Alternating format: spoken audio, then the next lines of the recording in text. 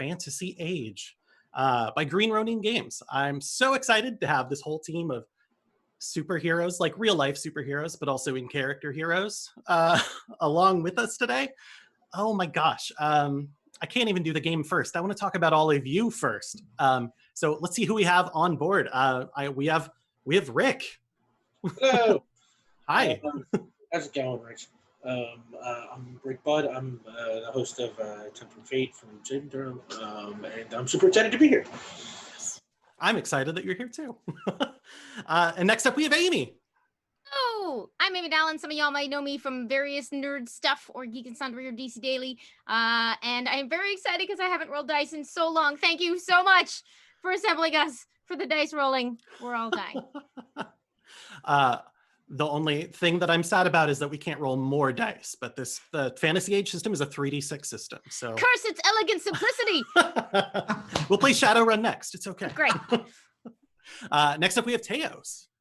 Hi, I'm Teos Abadia, and I am super excited to be here. I am an adventure writer, and I love seeing the things that Rich cooks up. Thanks for having me here.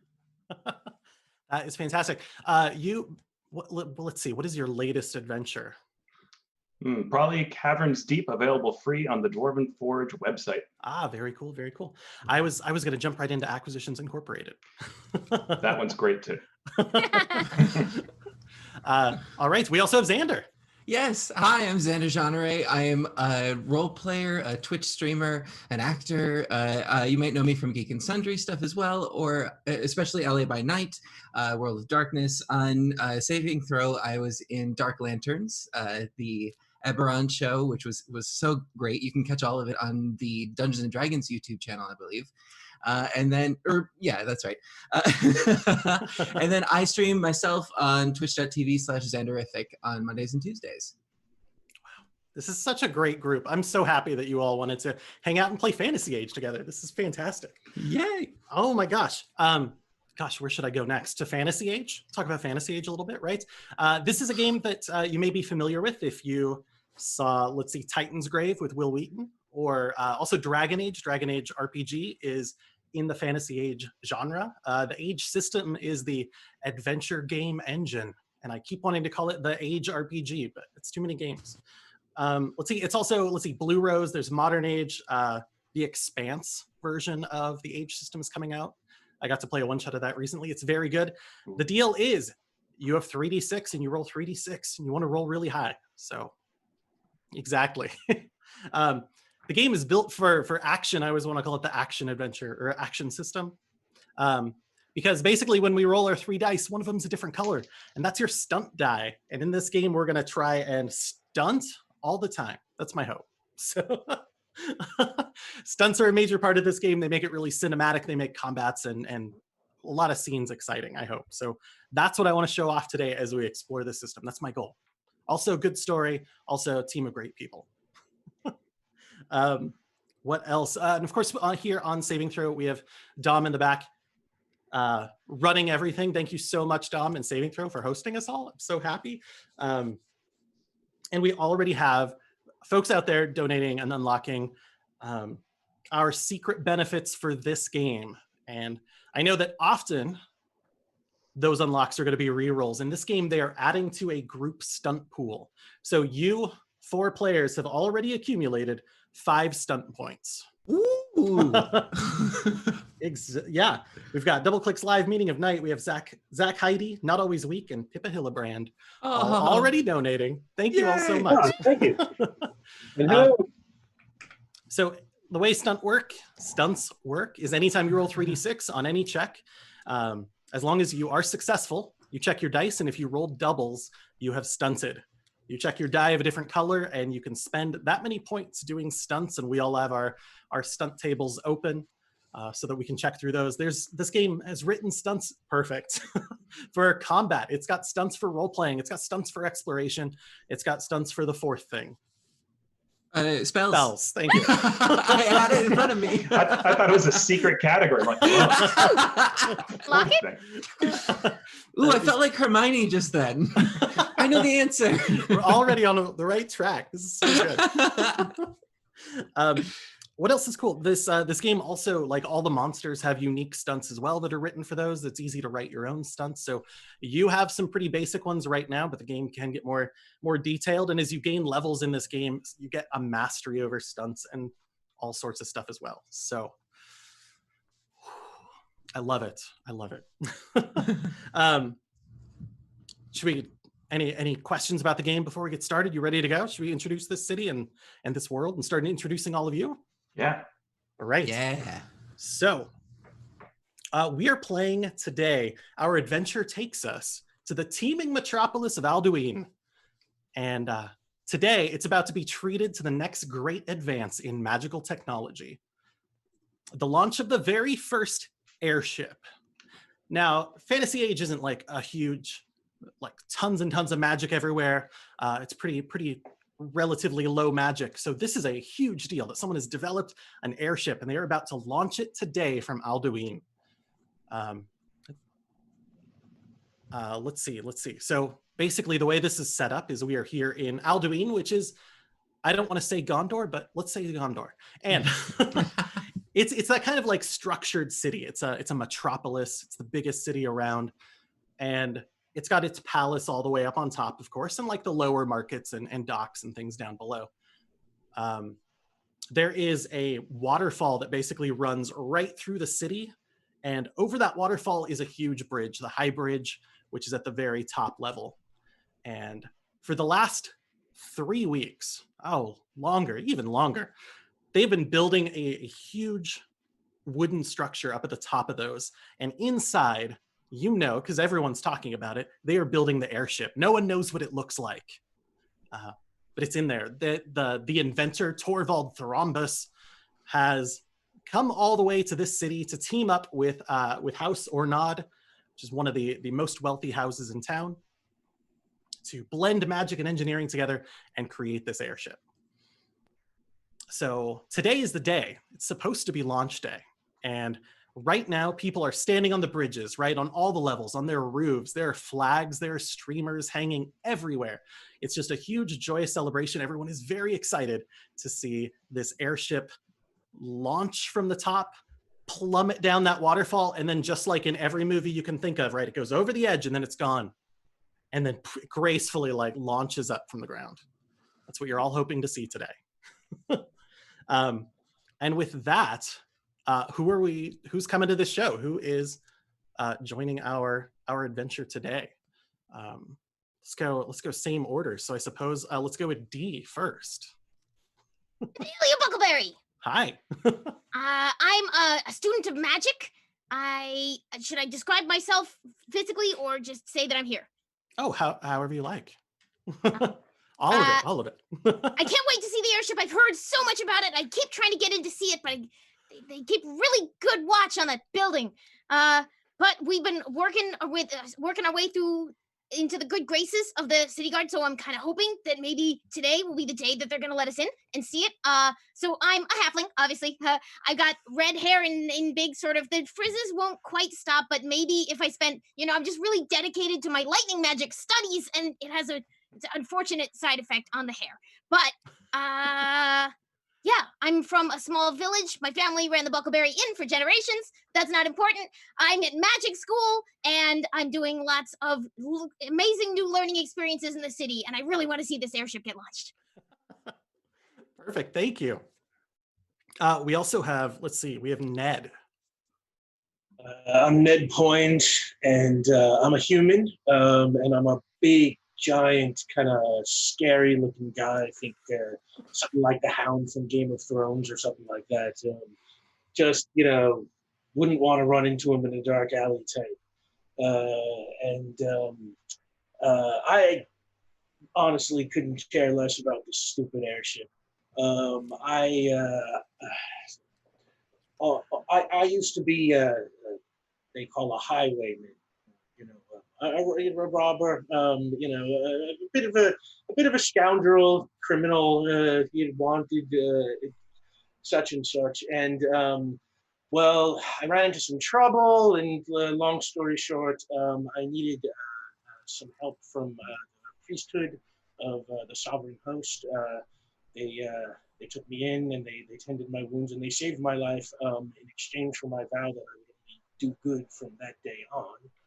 And well, I don't really like it very much, but you know, I'm holding to my word. I will never break my promise or forget my vow, but God only knows what I could do at this moment. Yes, I'm probably just thinking about how all these idiots looking up at the airship would be such an easy target for a pickpocket. Oh, side of the angels. Yeah, I have to be. All right. How about Haben? Question that the heroes I follow often ask me repeatedly, even after I've answered it, is why am I here? Why am I here? And it's the strangest question, because what would it matter why I'm here? I'm not here for me. I mean, of course I don't know the answer, but I came, I was here, and I knew my job, of course, was to help them. You know, a little cleaning here, a little polishing there. The things that a servant does, that's what Haben is here to do. This airship, I mean, if they like it, I like it, but some of them don't like it, so I guess I don't like it that much. But Haben's job is really to serve. That's the place here, to heal, to support, to buff and to polish. I am, of course, a halfling, but I have some human in me. That's why I'm a little taller than usual, but you'll notice the beautifully round belly. Well, my whole family has always been proud of it, truly. That's where we got our name. Oh my gosh. I'm going to be thinking about that this whole time. It's perfect. And Lyric. Yes, the camera pans over from this motley crew to the bridge that's over the waterfall, and delicate mist sort of surrounds a figure that we pan up. We see these like shiny thigh-high boots made of gorgeous leather that don't have a speck of dirt on them. They seem like they haven't even been broken in, up to some tights and a billowy shirt that could look pirate or rogue-esque, but it looks a little GQ. It's sort of like messy on purpose with fashion. We go up to a glorious mustache that's catching all of the dew and glinting in the waterfall, and you see business in the front with some great bangs of silver and a party in the back. Framing his elven ears, and Lyric Snowdrop stands with the stature of a pirate, but just the aura of an elf that he can't seem to shake. He's looking at the people that have gathered here and greeting them, going, well, good day to you. I mean, ahoy, avast, all of you. For it is I, the dastardly and humble Lyric Snowdrop, at your service with valor. You are the worst pirate I have ever seen. Man, I aspire to be as slovenly as you. Someday I will achieve your level of roguishness. I'm so foolish for trying. Look at how majestic I am without even trying. Oh, it's great. It's really quite good. Suits you. Yes, Haben, I'm getting a bit sweaty. If you could. Oh, of course. Let me. Yes. Do you need a massage? No. If you could work on me not having to bend over so far for this procedure. Drop something. I'll pick it up. Right. Oh, and Dee, darling, your hair, it's so wild and frizzy. This mist surely cannot be, I mean, look at you. What have you been? I reach out and smudge some soot on the side of your very, very clean tights. Always the help. Thank you. Wow. Still too clean. Oh, is that what that is? Too clean. Yeah. You'll get there. And I pat you on the knee. Thank you. It really feels like you've all bonded well during this short time that you've all known each other. This is fantastic. My work study's going great. Oh, right, of course. Speaking of your work study, here on the streets, right? I can't actually tell anymore if you're on your way to the celebration or staying away from it or circling it. I want to see the airship. Who wants to go to the airship? Yes, I suppose that it would be a proficient use of my time to scope out the enemy.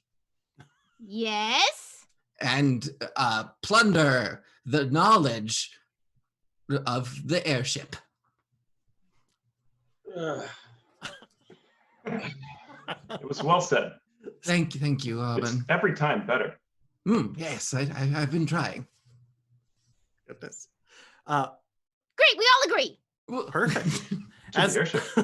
As you attempt to agree, right, and come to this joyous, total unanimous, we're going to go do it.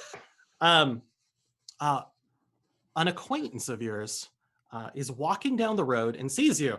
He goes, aha, there they are. There's my team. How's everybody doing? And coming down the street is Lieutenant Cesar Delnat of the Alduin City Watch. Cesar is a dwarven dandy, and his chain shirt is just gleaming in the sun. His fashionable blue cape, feather in his cap. He is the icon among the entire City Watch. And he's, well, I don't know if he is your trusted advisor, but at the very least, he's giving you a job. He certainly needs help around town. The City Watch is huge, but especially right now with all this stuff going on, like there's guards all around the dock for the airship and the upper levels, and things are getting a little little hairier, which is why you were recently asked to go down to the docks and help out with, like, there was some new criminal organization that had tried to start a protection racket down there. And while you successfully saved it, Cesar is like, all right, I'm so happy. Could you just, like, one more time? I just love to hear it, because the City Watch, we're also, same old. We're just doing rounds and checking out this beautiful airship and stuff like that. What did you all do again during that big fight? That big brawl with the criminals, or I don't know, what was it? How did you do it? I started the fire.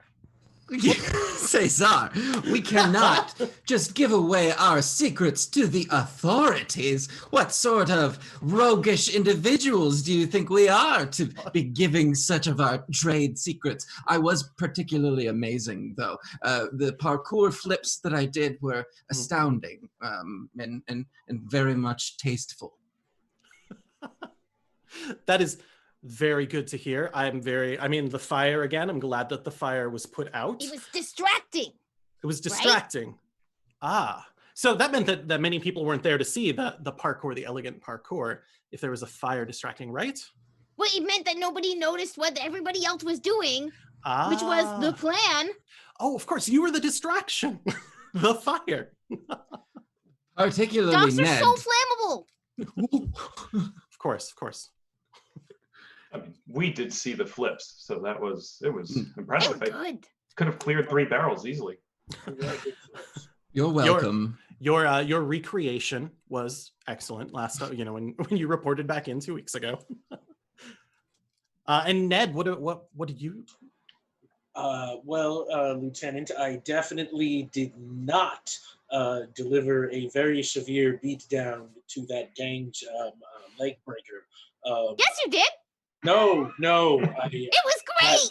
No, it wasn't great, because I did not do that, and somebody else did. Do you have a brother? We can talk about this later. Go blow something up. It was quite heroic. Very good. It achieved a good goal. Well, I love this already. We have fire, we have flips, we have fisticuffs. This is why you're my team. It's a good team, sir. You've chosen wisely. Oh, perfect. Oh, but Hobbin was invaluable. I think I merely watched. I mean, that's not true. I suppose I did wrap my towel around that crossbowman's eyes when he was about to fire. It was a small thing. I'm sure he would have missed anyway. But you looked great doing it. Oh, yeah. I mean, if you say so, I will have to agree. But I couldn't tell because I was nearly getting shot by a crossbow, but I'm pretty sure you looked great doing it. Well, I couldn't tell because I was nearly on fire, but you know, whatever. Teamwork. Teamwork. Oh, Teamwork. this is really great. This is why you're on our payroll. We'll talk more about that another time. Are you But- gonna start paying me? I know I'm getting credit hours, but Oh, yes, just credit hours. We have multiple levels of work study. You must be in just the credit hours one. I'm sorry. We might get you up into the, an upgrade sooner or later. You I can do pay the have a- rest of us more. Yes, I do have a large list of supplies and needs for the group. Well, I could take that and show to our quartermaster. Oh, wonderful. But I provide a long list just of unnecessary Roll items it. that would make everyone's life better. oh, Hobbin, can you put stuff for grenades? Oh, yes. Stuff It's, for and you grenades. remember the face mask, right? This dirt I have to rub on me all the time. Ugh. Of course. Did you need more dirt? uh-huh. No, I'm quite good, thank you, D. Okay. This might take us a while to find everything, but we'll Crossbow try. bolts. We could use some extra crossbow bolts. Those seem essential, Ned. I did mention the brand of wine, you'll note. I see. Okay, wait, that's it's an unusual vintage, but we'll do what we can. I do already have the large tent, so don't worry about that. Okay. Well, thank you for having some of these. I will pass this along, but I didn't come to meet you all just to get your shopping list. I actually have another job for you. That's disappointing. Oh, I mean, not just about. Never mind. Continue. Yes. well, I can't. I mean, you're in my work study program. We can't just hang. Do you want to hang out? Well, it's Not- just not good for my image if I'm hanging around cops all the time. That's all I'm saying. I see. Well, let me just give you the mission. I have stuff to do. It's why we're outsourcing to all of you, because the watch is pretty thin, right? I liked what you did last time. We got another group. We think some thieves operating out of a shop down in the lower markets, and today would be a terrible day for a group of criminals to start looting the markets. No one would ever think about pickpocketing people while they are watching a celebration. That would just be, just terrible. We wouldn't And do such a thing. no, monsters.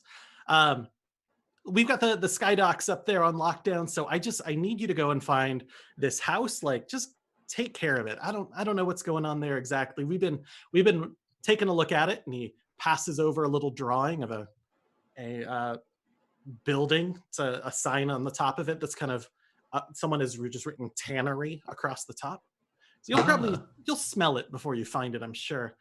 Yeah, It looks flammable. Probably there's some chemicals in there, I am sure. So I would be wary about the amount of fire you decide to use here in the tannery. Yeah, if you could take care of this, we do want to make sure that at the very least, like, investigate it, make sure no one messes with that market. We just and do it fast. Be back for launch. Don't miss the launch. It's launch day, I everybody. couldn't. No. It's a crack team, so worry not. Good. It's gonna be a sight. I would not want you to miss it because you're hanging out in a tannery. Good point. Yeah. I heard there's a tannery and it's definitely flammable and everyone in it is evil.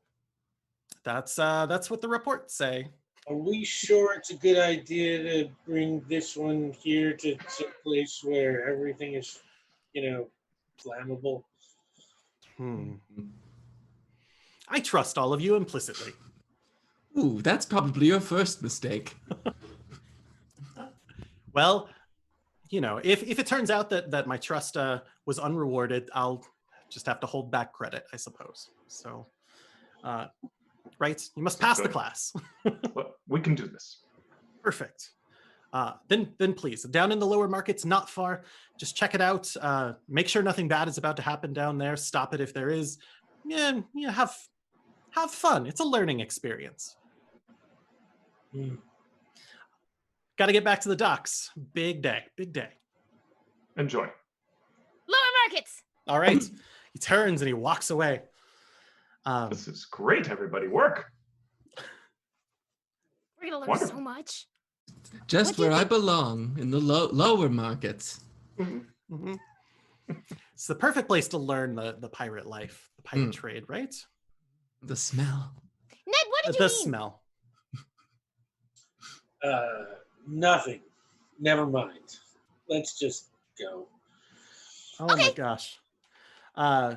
Just checking in on our wonderful donations. Let's see, we have Kai or Aya, we have Lee Sky, we have Imp in my head, and a full margin. We have 4 more points. So if you're keeping track, you have 9 stunt points to spend as a team whenever things start being successful. Stunty. We haven't rolled when things get stunty. I spend them right now. Yeah. Boom. All 9. 9 points done. No. I want to I would see like it. to see it. I know. There's a limit to how many stunts you can do. There are very few that you can do more than once. So otherwise all your spells would be free. It'd be tons of fun. You head down and down and down. You have to go through like a level or 2, right? But the city has plenty of like large causeways and stairs and all sorts of stuff. And you eventually smell the tannery as you get about 3 levels down into the market. So you've got that wonderful kind of nauseating smell. Oh, Rich, what does Haben know about this area of the city?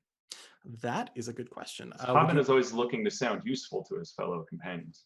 Good point. Let's see. Would you like to make a check? Oh, yes, I do. What kind of a check sounds good to you? The Some first sort of roll. intelligence? Sounds good. All right, I have a total of 8. Let's see.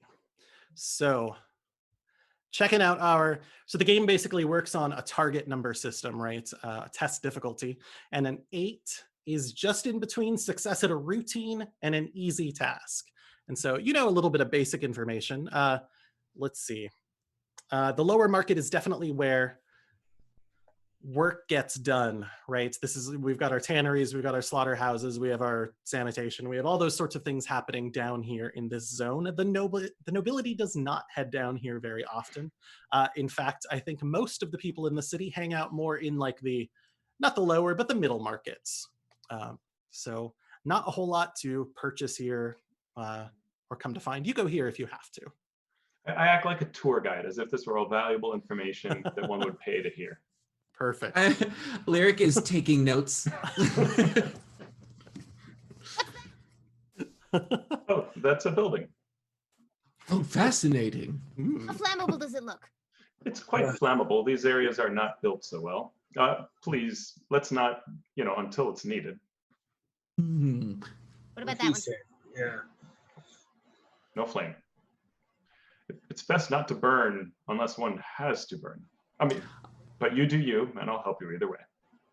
You've given me much to think about. Everyone's learning today. Thank you. This is fantastic. Every do day's a lessons school of the day. Yeah. Let's see. You travel a little bit farther. So you come up to the tannery itself, right?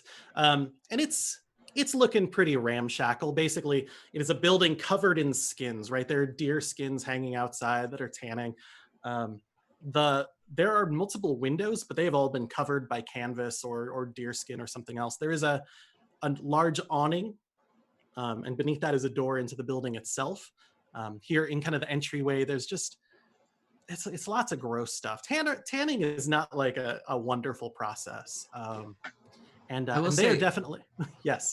Before we get too far in, as we're moving closer and closer, Lyric does a sort of Michael Jackson-esque like spin around and wha, and that's to signal to stop everybody behind him.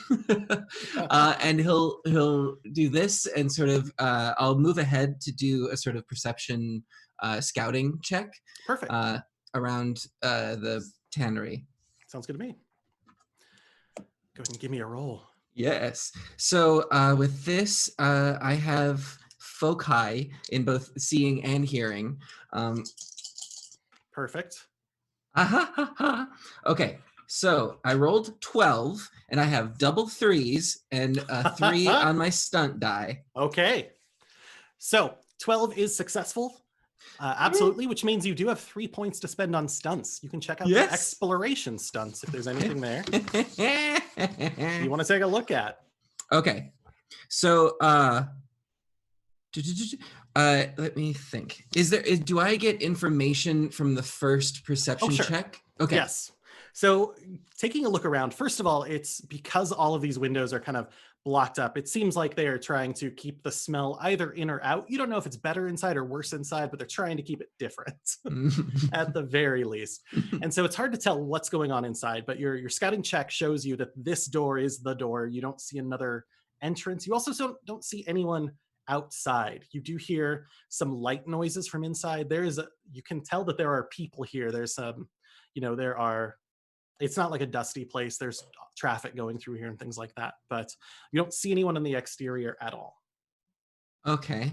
I'm going to do, if I'm understanding this right, I want to spend 3 stunt points on That Makes Me Wonder. And I do another perception test, and I want to focus on the conversation that I'm hearing inside with my focus of hearing. Very good. Yeah, give me one more check. So that's 10, 11, 12, 13. Fantastic. So you can tell, like, it sounds like noise, right? It sounds like a conversation, but you get close, you get up in there, you listen as hard as you can. It's actually 2 people snoring. Oh. It's like a snoring competition going on in there. From a distance, like a conversation, but someone is asleep inside. Does it sound like 2 people about? Yes. Okay. And then, great, I will scamper back daintily and come back and relay this information. There are 2 people sawing logs in the tannery. They're snoring quite loudly, so we may be able to proceed inside and commit some felonies. Are we committing the felonies? Do we have to arrest ourselves? Well, Stopping the yes. felonies. Stopping the felonies with roguish felonies. Well said. Thank you. I have a way with words. Poetic. Just lead the way. Oh, my pleasure. And I'll scamper on down. I try to imitate the scamper. Coming up to you said there was one door that was sort of the entrance. Yeah. Is it a sort of door handle, or is it a bar or a lock? Let's see. It is just a large handle on it. Seems like they want to make this door pretty easy to open. There's also around this area, now that you're in very close, there's kind of a little ooze on the ground, just from some of like the tanning fluid. So getting close, it's a little bit gross, but otherwise the door seems like you could just yank it open if you wanted. Can we avoid this ooze? Yes, you can. Given the effort, you can do it. I pointed out. We'll take the effort. It's foul. That's Right. what's useful. So I'll Could be flammable. We don't know. I'll gingerly test the knob to see, and you said it was either a push or pull. Yes. Yep. So I'll slowly pull it open and again motion to quietly move forward, but I'll usher D in first, and I'll move the door behind me. All right.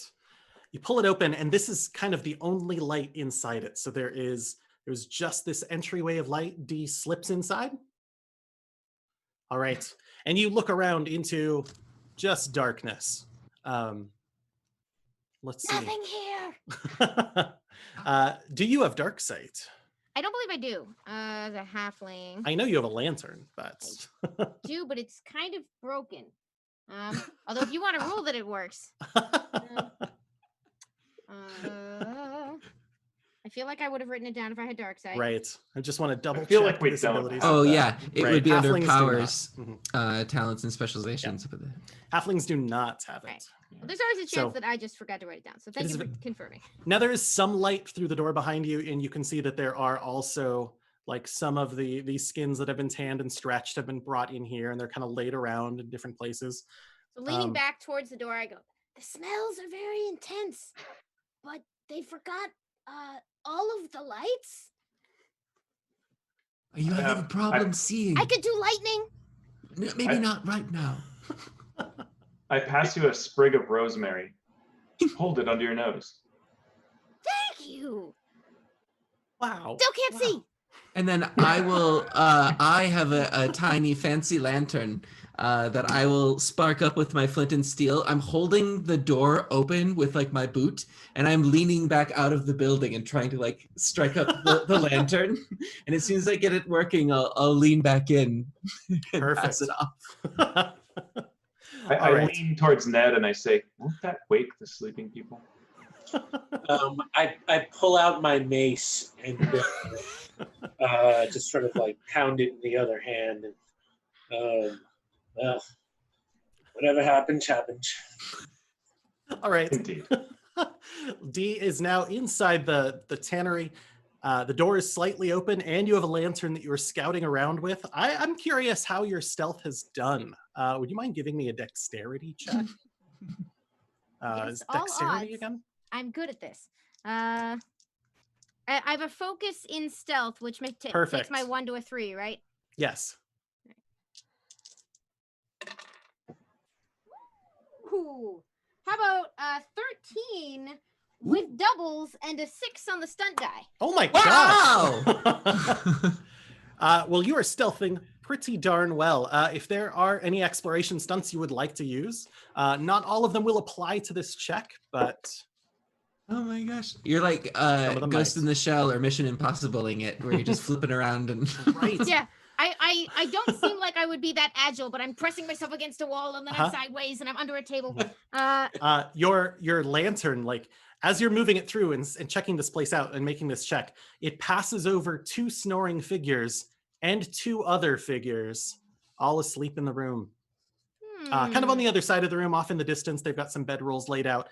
You can also see that there are 10 bedrolls total in this room. What do the figures look like?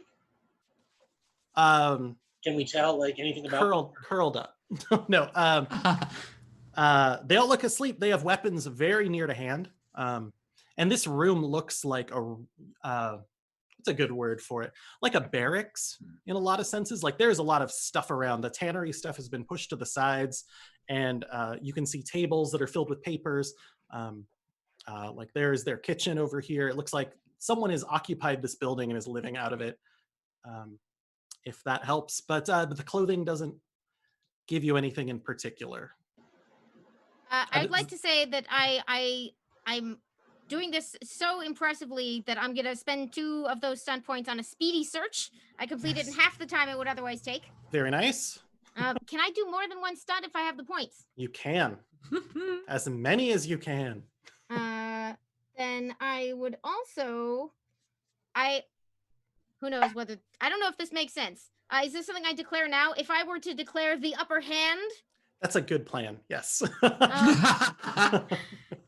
that not only have I completed my circuit of the room and the 10 bedrolls and the 4 sleepers, 2 of whom are loud and 2 of whom are quiet, in record time, but by the time I've communicated that to everyone, if our discoveries lead to combat within a moment or 2, I will have a +3 bonus on your initiative roll against the wall. Okay. Delivered make a in note of record that. time. Absolutely. That may come up. Folks outside have just, like, in all that time, boom, boom, boom, boom, boom, there's like, I'm drawing my mace. And then there's that conversation going on. And it seems like slow motion almost compared to this like rapid look around the room. You've got the situation. You've got it settled up. What do you want to do? It will take further stealth checks to kind of search through this and get closer to the tables that those people have like documents and things at. So once we have more of the layout, thanks to D, Lyric will start making his way inside too. Okay. And he does have dark sight, and I'll use that in this low light to sort of enhance what we're looking at. I'm going to go up close to the snoring people and sort of see if I can find any valuable items or weak points or, you know, those sorts of things. Sounds very good. Let's see. Actually, which one do you want to search for? Like valuable things or weak points? That seems very different. My priorities are very much, let's find the shiny things that I can steal. Oh, fair enough. Fair enough. You see on one of actually give me a no, you can see it just fine. You're focused. Oh, yes. We'll do a Mhm. stealth check at the end of this. You see two boxes that are on one of the tables. Ooh. One of them is a very nice, a small wooden crate, like a small wooden chest, basically. A little bit bigger, yeah. And right next to it, there is a wooden crate, and it is stamped fragile, and it is stamped danger, and it's got a lightning bolt on the top of it. Ooh. That looks very dangerous and interesting, but the other one looks more expensive, doesn't That's true. it? They are right I'm- next to each other. I'm going on the back of the to room. go over to them and sort of like examine them and reach out and go towards the explosion one, then go back over towards the smooth box and sort of take it out and slowly open it. This is definitely stealth check time. Yeah, let's do it. I'm sort of just keeping an eye on D in relation to that Mhm. other box. And you two are just like silently watching this. Like it's just dark in there. All you can see is the lantern and where the lantern's at. So you can see Dee's hand, basically. Haben begins to cast a spell. Okay. Sounds good. Let's get this check and then Yep. we'll talk about that. So, was this adding dexterity even if I don't have stealth? Yes. Yeah. Okay, so that's 10 total. 10. So that is just less than average Yeah, on that's fine. our test number. So things will begin to happen. You reach over, your hand I'm gets close. distracted. And yeah, exactly. It just looks so good. And then you kind of just kick one of the blankets a little bit and someone starts. But I did hear a spell was about to be cast, and I want to make sure that happens first. I'm sorry, Xander. No. Okay, That was me reacting to accidentally kicking someone. Perfect. So I'm going to use one of my heroic arcana spells. I'm going to go with Hero's Inspiration. So let's see if I get this to cast. That is a total of 11. No, yes, 11. And a stunt of 2 if it succeeds. Very nice. So to find out if it succeeds, we got to check, right? It should have on the Oh yeah, the spell target itself. number is 10, so I did Oh, it. yeah. This is Hero's Inspiration. Your arcane power gives confidence to a number of targets equal to your willpower, so everybody's covered. They must be within 6 yards of you when they're cast. They gain a +2 bonus on the next ability test they take, whatever it is. Very It nice. lasts until the end of the encounter. Love And buffs. Thank you. for my stuntage of 2, I reduce the magic point cost by 1. Perfect plan. All right. Well, with that, that happens just a little too late for that stealth check, but you reach over, you make a little bit of noise, and suddenly there's a shout from the ground. Let's see, where did my notes go? There they are. Someone's inside. You just hear this shout, and immediately these 4 people start grabbing their weapons. They're all prone at the moment, but they are grabbing weapons. They're looking around, and it looks like it's kind of a mix. Some people are looking, for example, right at Lyric, who is standing in the darkness. With some the of them are box. not. Yeah. Some of them are looking over at the lantern as the source of light in the room. But they were all ready to join in the first combat of this game. Would you like us to do an initiative first, or would we Yes. have a round of surprise that we could do something in? So the round of surprise, I feel like, is the sneaking around, the grabbing the box, the tripping, the spell cast. I will actually ask if Ned wants to do something specifically. I will say, Lyric, if you want to have grabbed that box in this round, Yes. you could finish that. Gotcha. Ned, do you want to do anything during this pre-combat round? Okay, is there any are any of these people on the floor close enough for me to get hands on? No, you gotta move into the room a little bit before you could do that. I got And that would have gotten in the way of the stealth and things like that. So, but if yeah, there's something you'd like to prepare, I know you have your mace already, but yeah, I got my mace, and I think I kind of want to charge to the front ahead of everybody. all right. So you hear the noise, and during this while everyone's getting settled, you just rush into the room. Okay. It is time for an initiative check. An initiative is also a dexterity skill, right? If so. It's a skill that you can even take a focus in if you want to later And on. that gets you 2, right? The focus is +2. I don't know if some people have that already. I think D has it, right? Somehow I got that. You can get it from your background or potentially on the random charts for the different races.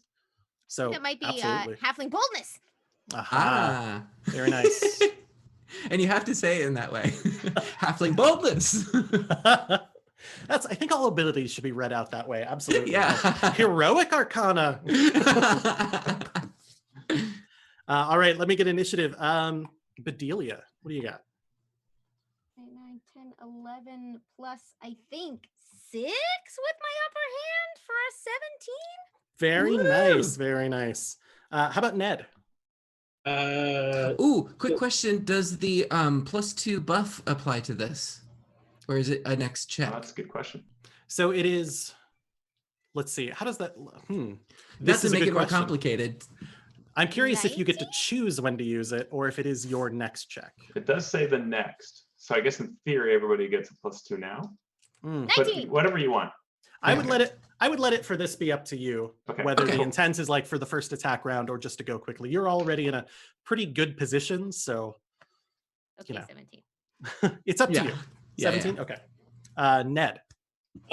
So it's just what I roll plus if I have dexterity, another 2. Yeah. So 13. 13. Stunts don't make a ton of sense for this check, but let me know if you think that should be different. Hobbin. I have an 11. 11. Sorry, Ned, one more time. You had a 13. 13. Thank you. And Lyric. 12. Just line us 12. up. Bam, bam, bam. All right.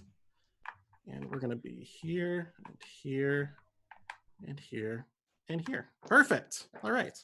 There we go. The first combat of the game. Here we go. Woohoo! Bedelia, you are up first. So the 4 figures on the ground have grabbed weapons, and you can see that 2 of them are picking up long swords from the ground, and 2 are, oh gosh, they're picking up bows.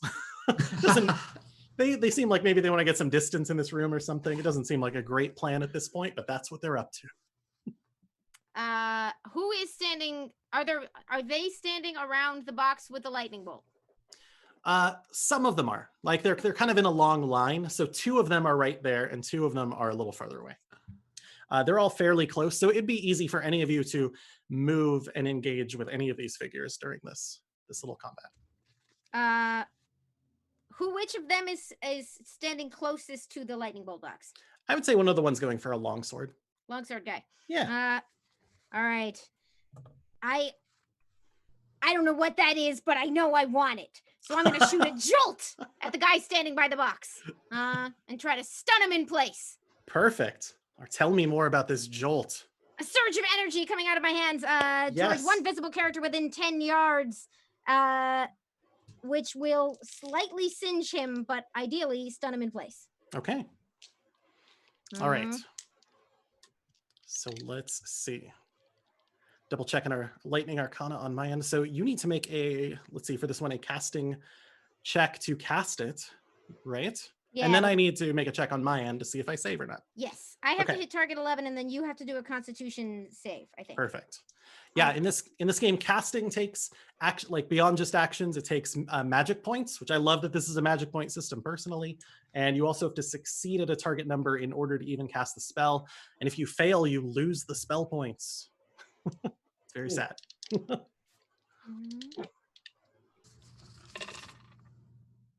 6, 7, 8, 9, 10, 11, 12, 13! You succeed. Little zippy Alright. zappy comes. It looks like it is coming off of my hair through my body and zipping across the room. It does 2 penetrating damage, and if this save is failed, you know what I'm trying to say. I do. Then he will be stunned, and I believe my spell power is 12. Gosh. You absolutely, this bolt hits him, deals just a little bit, deals 2 damage, but that's good, right? It's penetrating damage, which cuts through armor. And the figure kind of freezes in this kind of like, I don't know, almost standing, like trying to get off the ground, and just starts shaking with his electricity crackling all over them. Very nice. They'll be there for the next round. So that was Get in here! that was your major action. You also have a minor action available to you. Is there anything I can crouch behind in my immediate vicinity? There are these kind of like skins and things. There's stuff that have been moved to the side, so you could find some cover if you wanted to. I think I might do that as long as All I can right. still pop out, and I didn't closely check the movement rules, but as long as I can pop out and zap people. Perfect. Okay. Let's see. So just checking out. So this game has a bunch of major and minor actions to choose from. There's stuff like you can attack or you can all out attack, right? So that's anyone could do these sorts of things. And some of the minor actions available are good at defense. So this one might be guard up. If you wanted to, like you could kind of duck back and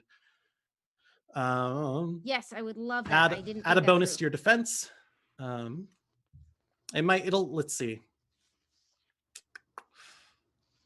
Sorry, guys, Yeah. I should have written down the minor. No, you're totally fine. Everything's fine. I'm just reading through this myself as well. Well, we can definitely get you to move into cover if you want. We could sort out the rest of these later on.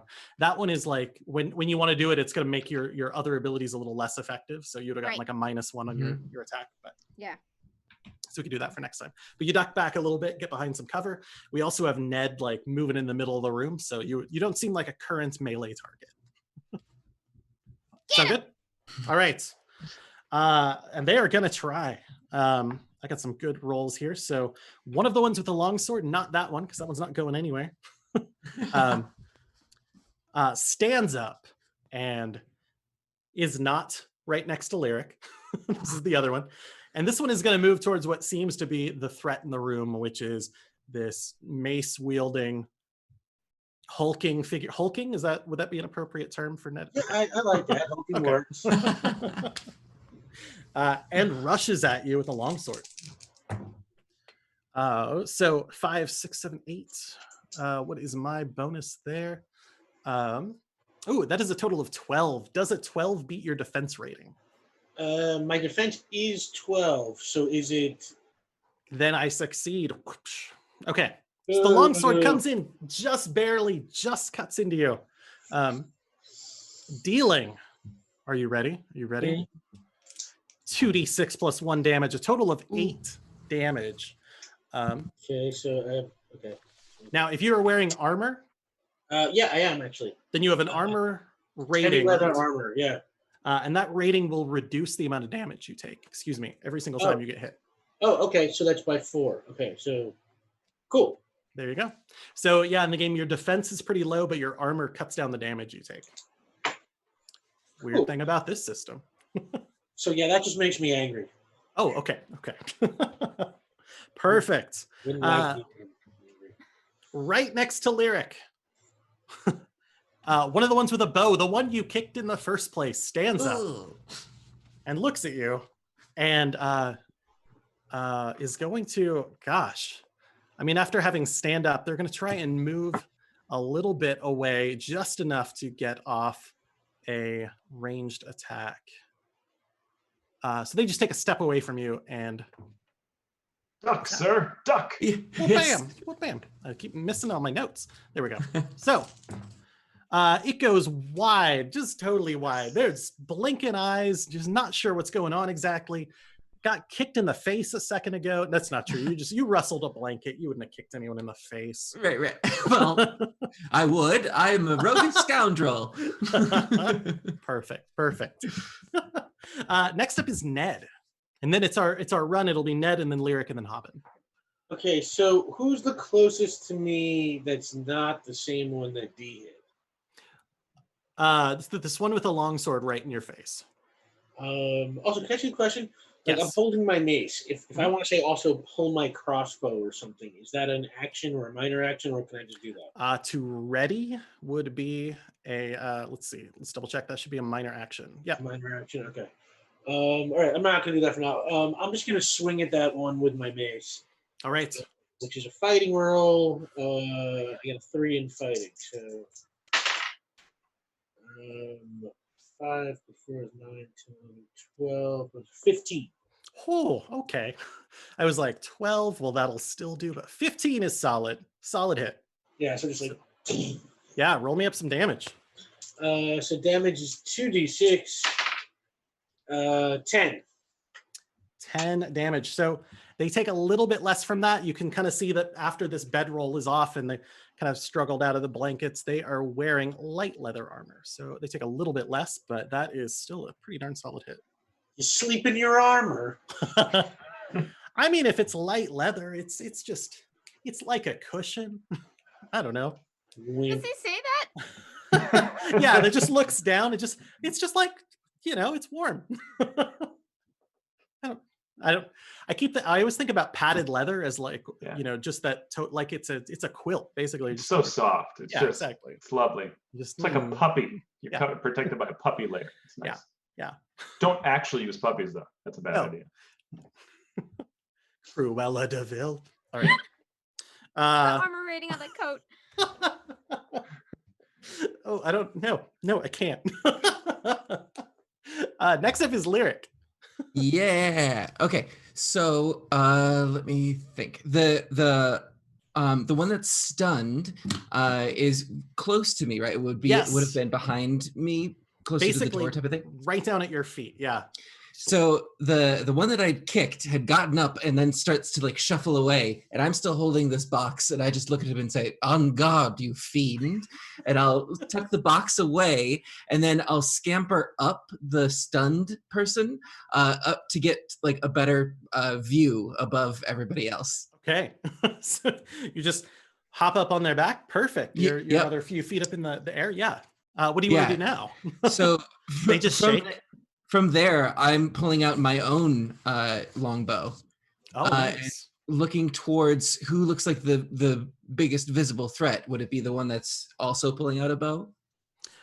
Could be. They're kind of, let's see, that one is on their own at this point. So potentially there's melee right in Ned's face. Gotcha. Longsword there. So I would say either one of those probably.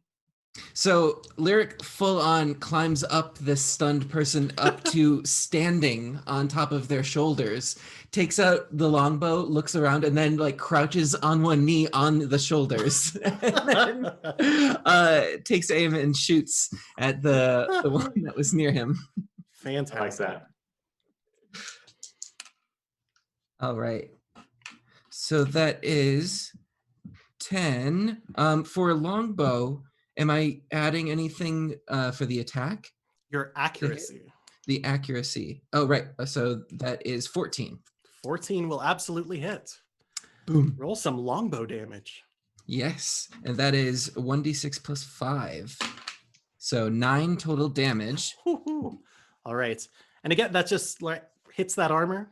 And a little bit of it bounces off. But let's actually, see.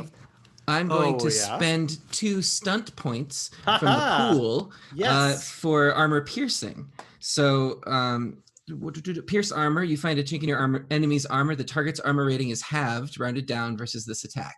That is fantastic. So I will take a 1 off that amount of damage, and they'll take 8 damage. Yeah, because it was a pointed attack against this enemy. That is fantastic. That is so you still have 7 in your pool. And let me actually add 2 more to that pool from Mini Marker and Non-Binary Mess, who have also donated to help you out. You now have 9 points in your pool again. Don't forget, you also, I don't know if you've been using those +2s from that Heroic Arcana. Yeah. If you have forgotten, it's just hanging out. It's just this, like, it's floating around you, ready to go for next time. We can use it for anything? It's the next one. But the next one you do. We don't need to, it's still hanging out. Perfect. Excellent turn, Lyric, and then Haben. So Haben begins to say to everybody, "This is excellent. We have them. You've done a fantastic job. The game's ours." And as I say this, the towel that I have on my arm, a miniature version appears and sort of wipes the sweat from each of your brows as I try to do my hero's might. And that's looking pretty decent. That is a 10. Does that work? Does that hit your? Oh, sorry, I know the answer to that. Oh, it does not. It does not, unfortunately. Oh no! What did you need? I needed a 12. It's a hard spell to cast, but it's a good one. So unfortunately, the towel kind of sometimes gets in your way, and And it's yeah, and I apologize and quickly withdraw it. I'm so sorry. But I move inside and I close the door behind me. Okay, sounds good. I love the miniature towels. This is so good. They're normally quite refreshing. We'll hope so. They'll be refreshing next time as well. That's oh boy. So next up is the standing structure of Lyric, who is still like covered in electricity, and you just like these through these clenched teeth. It's just like get Mary. Hey, Richard. Yeah. I apologize. I forgot the all important add your intelligence to that. Aha. Okay, perfect. Let's do that. So in a flash of inspiration, I add a tiny little bit of mint to the towels, and that invigorates everybody. Everybody gets +1 to damage until the end of the encounter when making melee or ranged attacks. Whoa. Spells I've always ranged attacks? said you just need a little bit of mint sometimes. It says melee and ranged. I think spells are ranged attacks, I think. I don't know. Do you know, Rich? Good question. When in doubt, I cheat, so I'm not sure. Under making attacks, there are two basic types of attack, melee and ranged. Magical attacks from spells are covered in a different chapter. Okay. So I think actually, I feel very refreshed. okay, yeah, great. Okay, our stunned character seems to be no longer stunned, but is still also, you know, they're kind of stunned still. Right, the stun goes away at the end of their turn, or was it your turn, Amy? I think, well, it won't be more than one of his turns. Okay, yeah. So you still have your platform, Thanks. but I think they're still able to kind of respond at this point. Yeah, that's fair. And then it is the archer who is in the back. In the back? No, sorry. Yeah, the one in the back. Yeah. Who is going to fire an arrow, oh my gosh, at one of these wonderful targets. I think the one holding a lantern. I think that seems like a very useful target. And that is a 16 to hit. Oh no. I think that'll do. Yeah. Yeah, I could check the number, but that's gonna hit me. And it's gonna deal 7 points of damage. Oof. Cool. Yeah. I don't remember if you're wearing armor or not to subtract from that, I because do not believe I am. can get in the way of the magic and stuff. Very inconvenient. Um, You singed That's- it once, it has to be repaired. It's It's the end of the first round of combat, which takes us back up to Bedelia. There are still all 4 of them. One of them has still not stood fully upright yet since the beginning, since waking up. But the other 3 have all been hit, although none are. 2 of them are looking about half health. I'll say that. They are bloodied in the parlance of our times. Best All right. edition ever. Whoa. And the game derailed. Is this an encounter power? Is it a swarm? Oh my gosh. All right. I love it. I love it. We could explore 4th Ed another time. I'll be there. All of us. I would like to. I'm pissed off and I don't feel like I'm any closer to getting that box. And all of these guys need to get out of my way. So, how many of them would be in a 6-yard by 6-yard box, ideally not hitting Lyric or my friends? Oh, 6-yard by 6-yard box is very big. It is, isn't it? That would be, I would say, the majority of this room. So you could, I think, hit 2 of them by just planting it into a wall in the corner. There's going to be some structural damage either way. So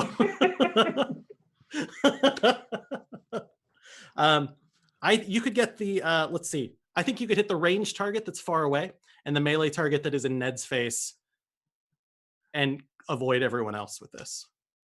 Well, But then I'm only gonna those 2. try to summon up the energy around me, focus it through my lantern, not the one I'm holding, the one in my pack, and hit them with a shock blast. Ideally, which will be a careful. wall of force heading out for in a 6-yard by 6-yard range. If I Oh pull this off. gosh. Yes. Have I Oh, used this is my- exciting. Is this an ability? This is an ability check. So you can use your +2 on this. You've got this. Hmm? You've got this. You're great. Taking a look, Thank your target number is 13. It is. 4, 5, 6, 7, 8, 9, 10, 11, 12, 13. 13 does it. Just got to hit the number. You successfully blast the room with shock. Okay. So anyone in this area is going to take some damage. So go ahead and check that out. And That I'm going to is- roll some dice. It's going to be 5 damage on each of them. Is that plus your willpower? That's with the willpower, yeah. Okay. 3 plus 2. So one of them, the melee one, the one that's close by, is just on the edge of this shockwave, and takes a little bit less. Oh, he As takes they- 3. Yeah. But the one in the back, the ranged character all the way in the back that has already been hit by Lyric, takes that damage and goes flying backwards, hits one of those kind of windows that are covered with canvas, goes launching through it as that entire part of the wall just crumbles and collapses. The roof like falls. It's lit in here now, everybody. So that's good. It's lit. But the wall has come down. Going well. Perfect. That was all right. Very nice. That one that just got shocked, though, kind of pushes forward and uses that to energetically attack Ned one more time. I don't know about one more time. We'll see how long this goes. 5, 6, 7, 8. That is a 12 to hit. Yeah, the same. That is, I have Just- 12 defense. Well, I rolled doubles on damage, which doesn't stunt, but it is a total of 2. So that'll be 3 points of damage. Well, I got 4 armor, so Yeah. Yeah. Just wait. Does this go through? Does this? And then it is your turn. yeah. I mean, I assume the one that just swung at me is within my swinging range, so Mhm. I'm just gonna raise my mace and just like smash him right back as hard as I can. Sounds like a plan. So it's a fighting roll. Okay, so I got 13, 14, 17. But Oh, yeah. 17 to hit. Absolutely hits. I thought that was 17 damage. I was ready. But yeah, no, What? 17 to hit, but I'm sorry, I have 2 6s, but they're not both on the same colored die. Is That doesn't matter. Doesn't matter. As long as you roll doubles, it's a stunt. And I think that means your stunt die is also a 6. Yeah, my stunt died to 6. Yeah. Yep. So check out those combat stunts. You have 6 points to choose from. I will tell you that your attack is. Oh, we haven't rolled damage yet. Your attack is likely to drop this person. Finish him, sir. So consider that.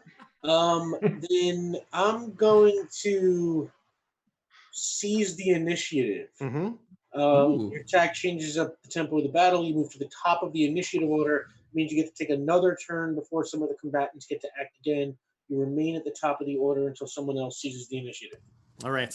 Boom. Yes. Sounds good. So Good call. you're just like that lightning gets into you, right? You're moving a little bit faster. That's only 4 points. You actually have 2 points left if you want to spend it on a 2-point Oh, stunt. Yeah. You hit all 6. How about no, I'm gonna kill this guy, so knocking him prone doesn't do any good. Maybe doing defensive stance. Mhm. Defensive stance, your attack sets you up for defensive. Now, how about taunt? Ooh. You insult or distract one opponent of your choice within 10 yards of you. You must make an opposed test of your communication versus the target's willpower. If you win, the target suffers -1 penalty on attack rolls and casting rolls on their next turn. This is fantastic. Okay, so go ahead and deal your damage to this. Okay, This figure so my right here. damage for this guy, 2d6 is 6. And +1 from me from the spell. Oh yeah, +1 from you. And didn't I have that +2 to spend? Can I put that on a damage roll? No. Attack No. rolls. Yep. Oh, Your full attack rolls. Okay. So You certainly would have hit though. 7. Okay. So with that damage, you crunch through the last of their armor and just deal the final blow. And that, I don't know, have they done any damage to you? They missed your armor. They just poked at you last time. But that lightning passes through you. You start moving super fast. You smack them. They fall to the ground. And then what do you say to the person just standing up who Lyric is standing on top of, or the ranged character over there with a bow, like failing to fire at Lyric?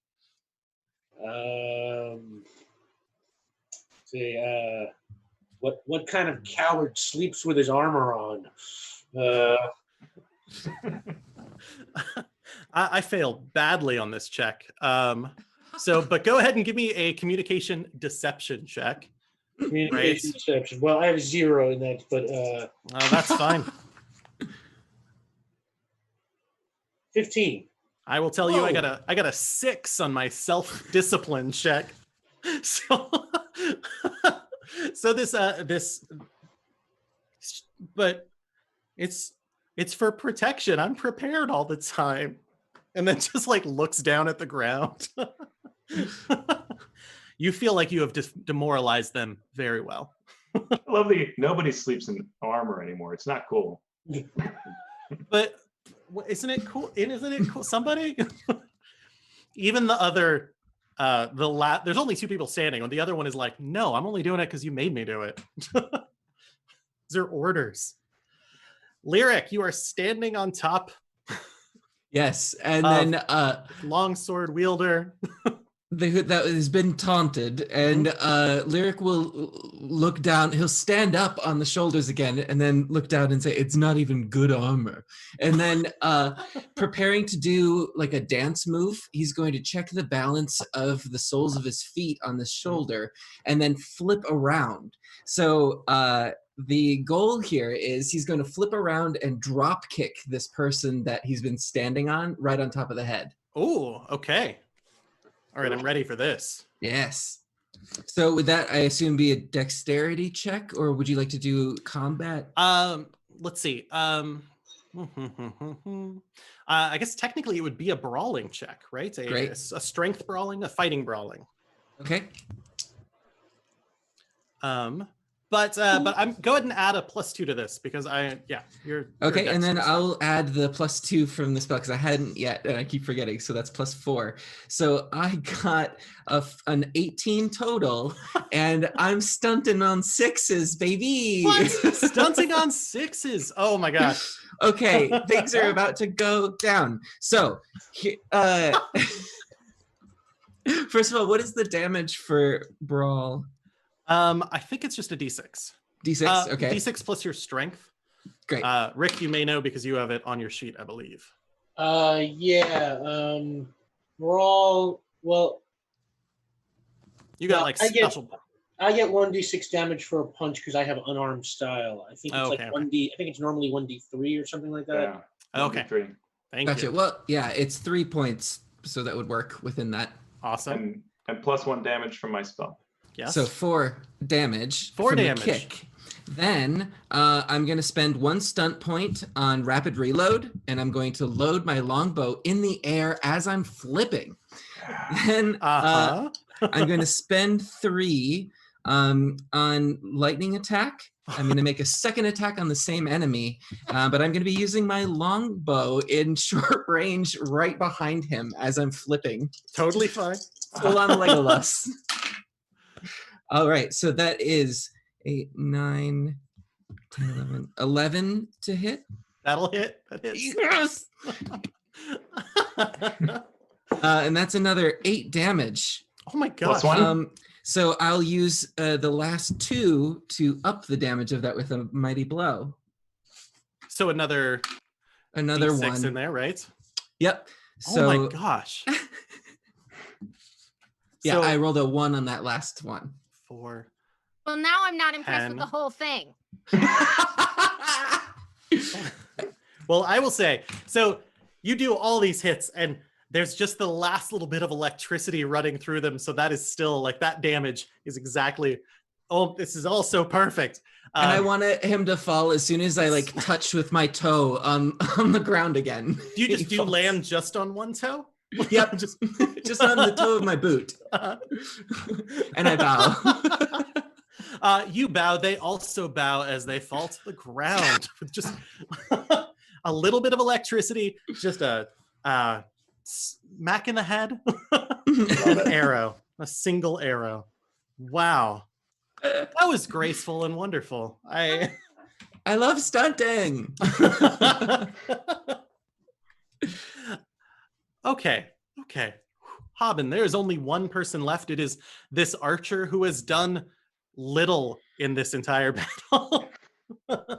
Very little. I will look at him sternly and say, as you see, this is a fantastic team that you are up against. Now is the time where we negotiate for your survival. And I'm going to make a bargaining check. Ah, I like it. Okay. So that is something I'm fairly good at. That is 13 on the dice plus 4. So that is 17 on my bargaining. Wow. Okay, so I'm going to test that against self-discipline. Does not want to break, is here on a mission. There's a plan going on, but that is well enough. And you just see this figure just look, and it's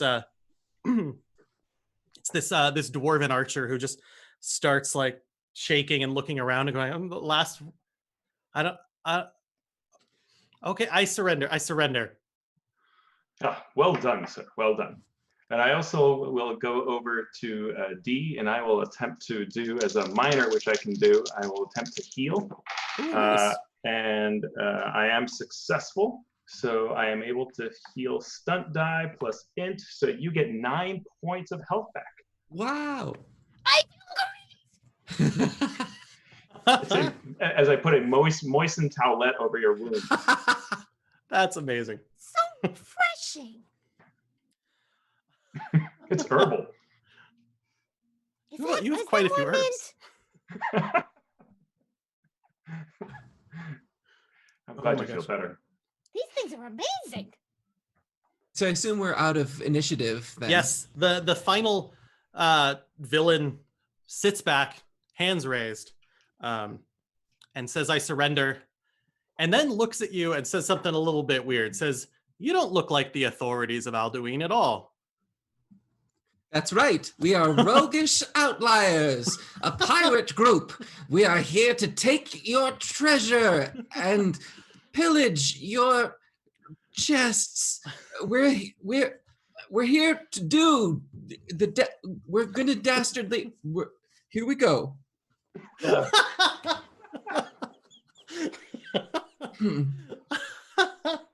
Surrender is a good move. Okay. Yep. That speech just reminded me, so I'd like to cross the room during Saw it. that. Beeline. Oh, your face when it just lit up. That was perfect. Okay, so we're about to jump into a little bit of investigation real quick. I just want to shout out real quick to Valdrianth, who also donated. We currently have a total of 10 stunt points still that we are using. Ooh. I am personally, I love stunts. I love them so much. I hope that you are enjoying them. They seem to be working really well, and just feel free, like, narrate the heck out of those. I love them. They make them so cool. You get a better sense of this room because there's one of the walls fell off, and so Not a very strong building. it's now well lit. Some more of the roof collapses as you're going through. From the inside, like it's not like people have been using this space as a tannery, but the outside still, like, it just smells terrible out there. So maybe, it's unclear if they're just pushing smelly stuff out there to make no one, come by here.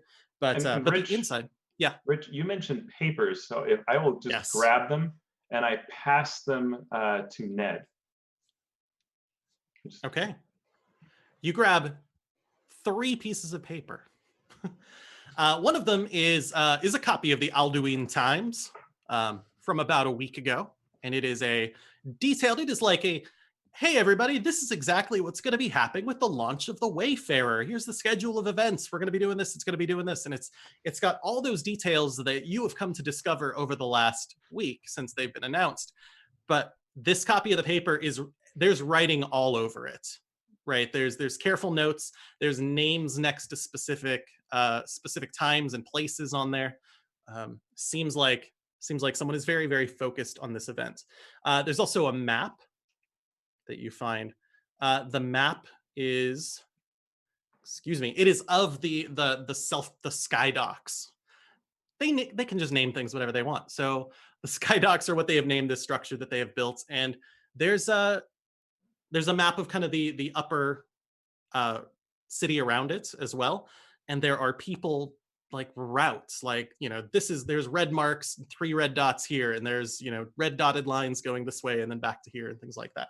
Seems like this has been a scouted location for some time.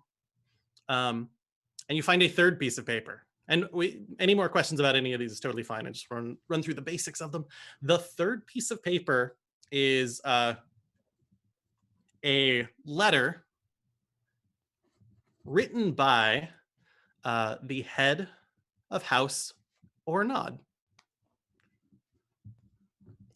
And that letter is a very interesting letter. So first of all, it's by the person who is hosting this whole event. And as you look through it, you get a sense that something is actually very weird is going on here. It sounds like it is a pledge to use the Wayfarer not as a cool magical like traveling device, but as a weapon of war.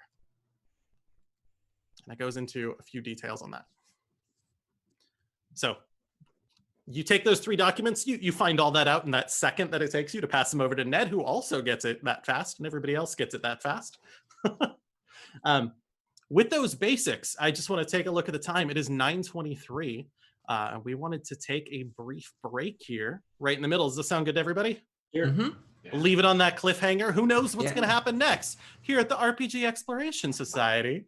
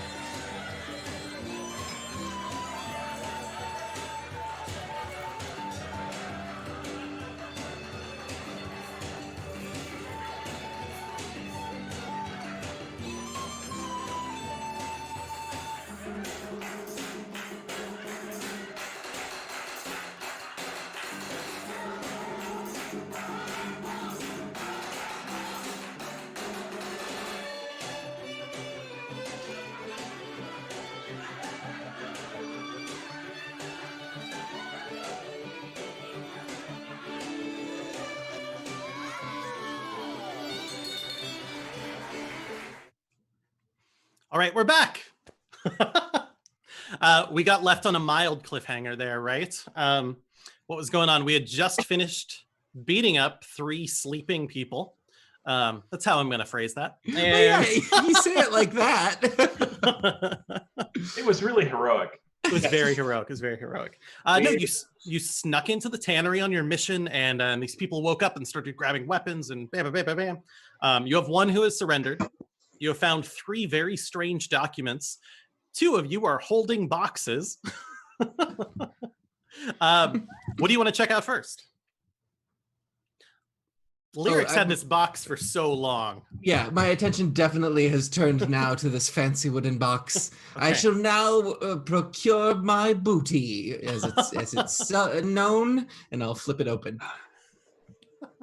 All right, perfect. Inside, you find, let's see, 25 gold pieces, kind of Ah. nested around 5 small vials.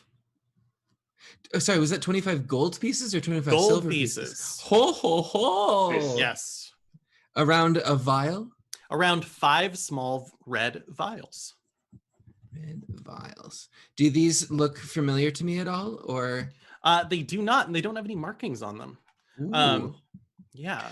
D, a subject for your research, perhaps, and I'll pass over the vials, but I'll pocket the gold. I mean, perfect. Do you pocket the gold without anyone seeing? Is it just like yes, here, have these? Well, if someone sees me or not, it's none of my business. Fair point. Also, 25 gold is a lot, right? That's a lot. You all started with silver pieces. Yeah. That's a lot of gold. It's quite a bit. A lot more than you would expect maybe a person or a bandit or something to have on them. Hmm. Yeah. As a bandit, I have 28 silver pieces. Yeah, it's pretty good. It does suggest that perhaps these folks are well paid by someone. Yes, and you found those mysterious documents that says, oh, wait, we have one here. And I'll turn around to the person that's surrendered. Oh, yeah. Who? Is anyone going to tie me up? I don't. Oh, doesn't seem sure. like- Oh, yes. Oh, sorry. You're Is this a right. You're right. professional? Like- I'll pull out my silk rope and I'll go over and start Oh. tying. Yeah. So, ooh, this is very nice. Thank you. Yes, I got it on sale, actually. You wouldn't believe it in this economy. Intimidate Lyric. Oh, I mean, shut your pie hole. Oh my. I've already suspended. Did I just say suspended? I already surrendered. I expected much better treatment at the hands of the Alduin No, we are military. vigilantes. rogue vigilantes of Alduin. Yep. Yep. I'm a work study vigilante. We're deputized by the City Watch. Okay. All right. Okay. I was really losing who I had just surrendered to. Yes. Now I and understand. if I understand. you were to Adelia! name Oh, hello. some, Oh, sorry. Hello. yeah, if you were to name someone you would be working for, that would be, Oh, as you're pulling tighter. yeah. I'm not supposed to. I want to like try and intimidate him, kind of, like raise my mace at him, Okay, so these ropes are getting tighter. The mace is coming out. All right, go ahead and give me an intimidation check, which is a strength check. Oh, strength. Because this game got it right. 6, 7, 8, 9, 12. All right. This person who surrendered, you're feeling pretty good. You shake them down. You got multiple people going on this. I'm kind of as best they can, like this dwarf with arms outstretched and you threatening them, tries to put it all together and says, I am from the Bellfields. The Bellfields is the next kingdom over. You're here so Alduin has been at peace for a long time. The reason that they are powerful is that here Alduin and the neighboring kingdom of Tolinar made an alliance, and they said, look, hey everybody, all of these kingdoms around here, all these nations, all these countries, they're all fighting and fighting and fighting. How about the 2 of us stop, and if someone fights you, I'll help you out. And they just did this mutual defense pact. And since then, the two kingdoms have been just gaining wealth and power, and the other nations have kind of left them alone, squabbled among themselves a little bit. So yeah, so It's someone like the from the United Belfields. Federation of Kingdoms. Yes, yes. It's catchy. And this person is from the Belfields, which is in that neighboring kingdom of Tolinar. Oh, Belfield is in Tolinar. Yes, So we are I see. allies. you are allies. Belfields themselves, it's just like an agricultural center, just like it sounds. It's got fields everywhere. It's super nice. It's great. Everyone would attack it, except Alduin is like, no, if you try to, we'll stop you.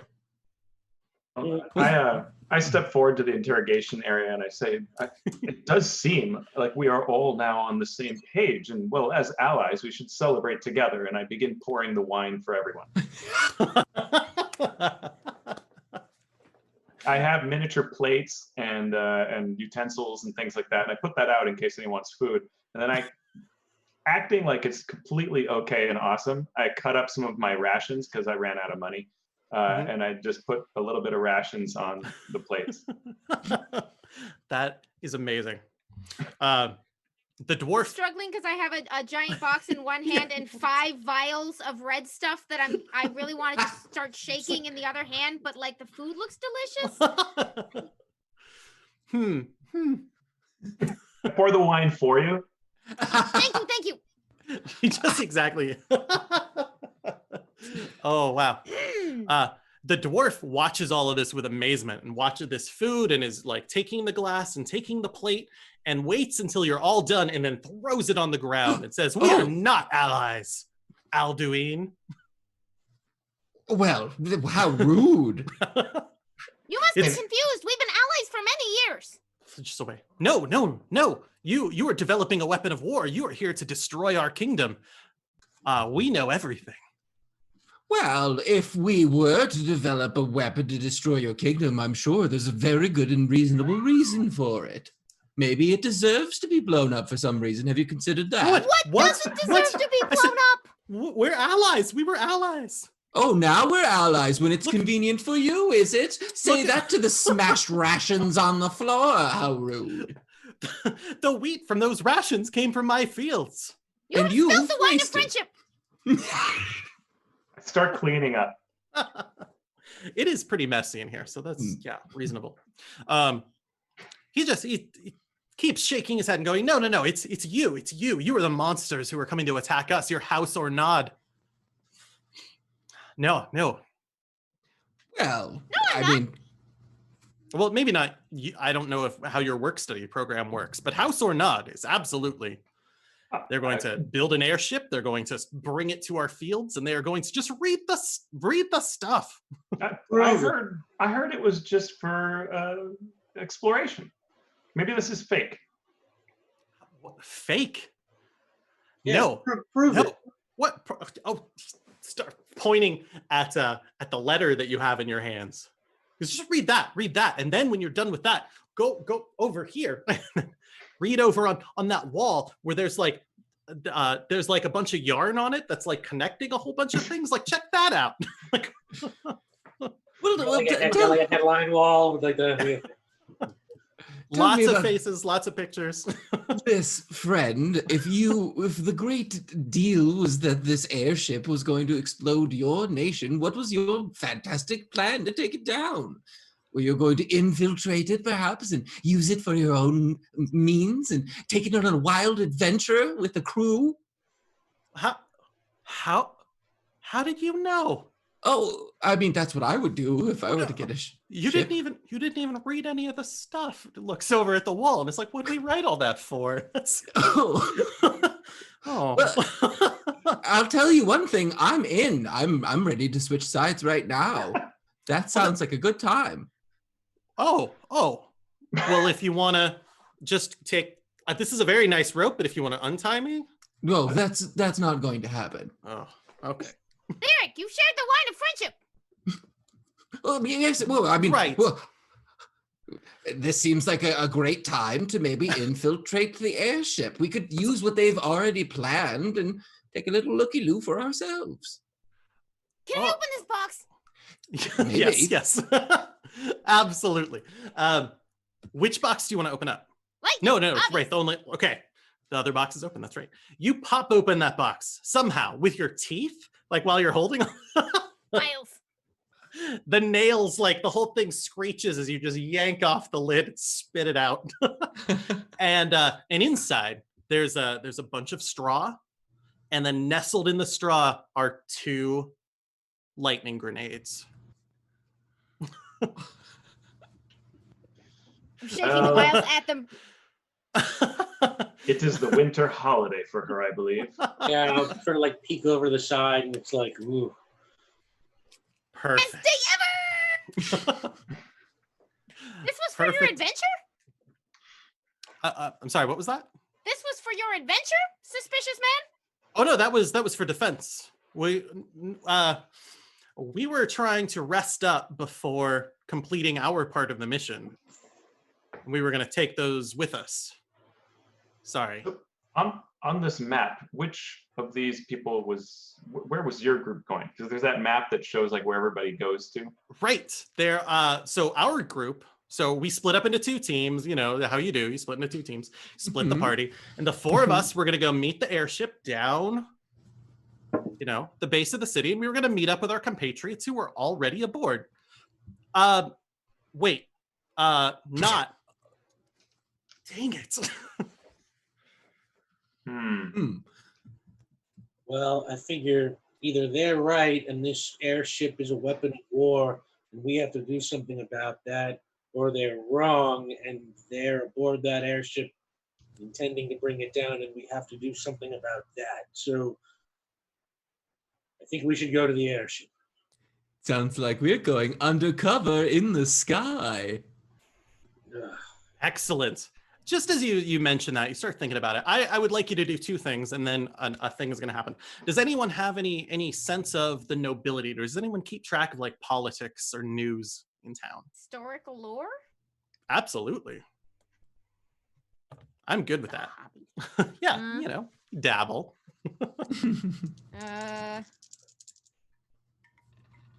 This is an intelligence check, and I got 19? Oh, wow.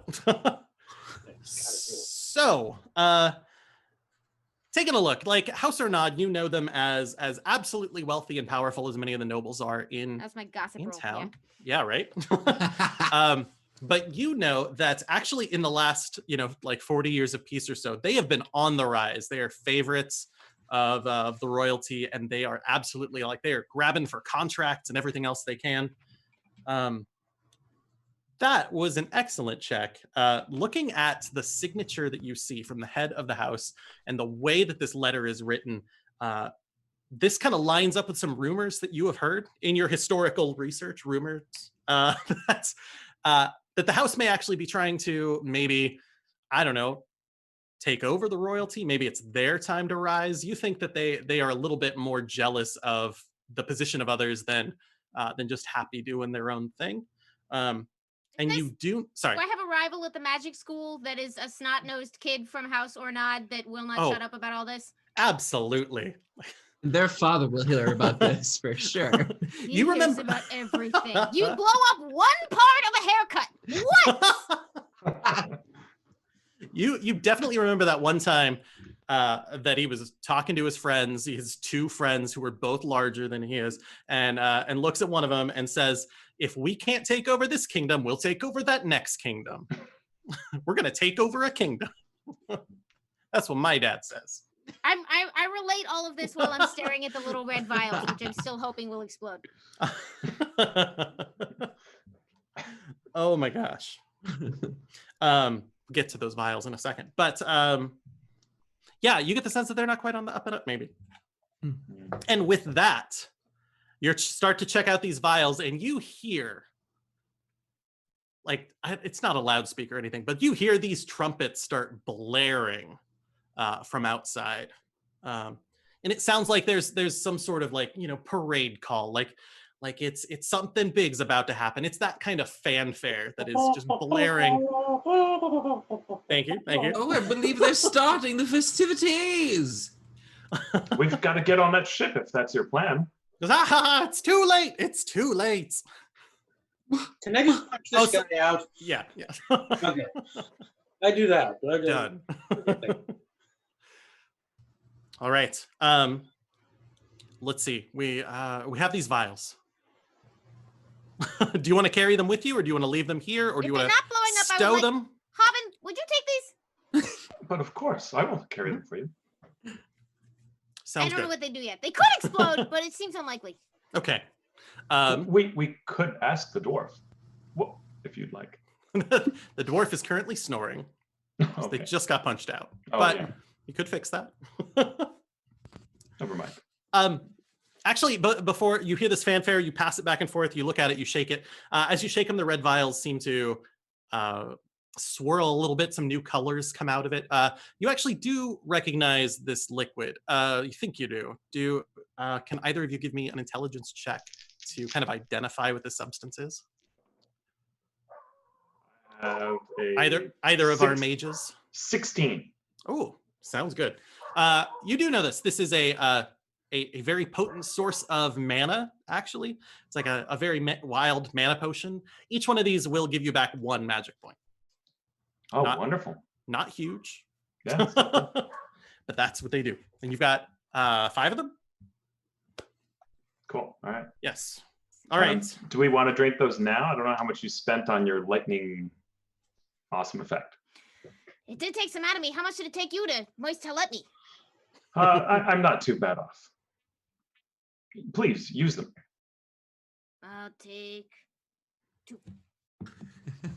All right. Are you sure? You should take 3. Okay. All right. Glug, glug, glug. Perfect.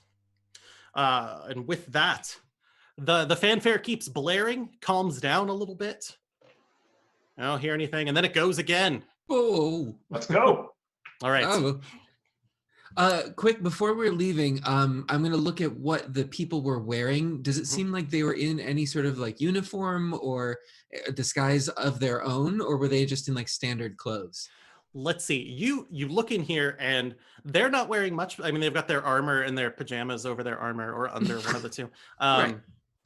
But over in one corner, there are some sets of clothing. It looks like there are you do see 2 guard uniforms. Papa found a treasure trove. I mean, look at this, the spoils of our victory. And I'll start passing out uniforms. So there are 2 guard uniforms. You see 2 black, super dark, sneaky outfits. Ooh. Those. And then just a couple outfits that seem like I just want to look like a normal person who might work in a tannery.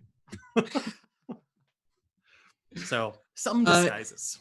Lyric will definitely take one of the guard uniforms and puts it on. And even though it would have been really baggy, somehow it's super tailored and fits just right by the wrapping of it. And he just looks fantastic. That's amazing. I try to put one of the black outfits on, and it's just made for a regular size human, so it's flopping everywhere, but I'm pretty sure I'm pulling it off. Perfect. Yeah, I try to put on one of those black outfits, but it's like way too small for me. So I try to pull one on like an arm, and it like rips. I step up and throw it on. I thought you were just gonna tear the sleeves off. You know what? I do that.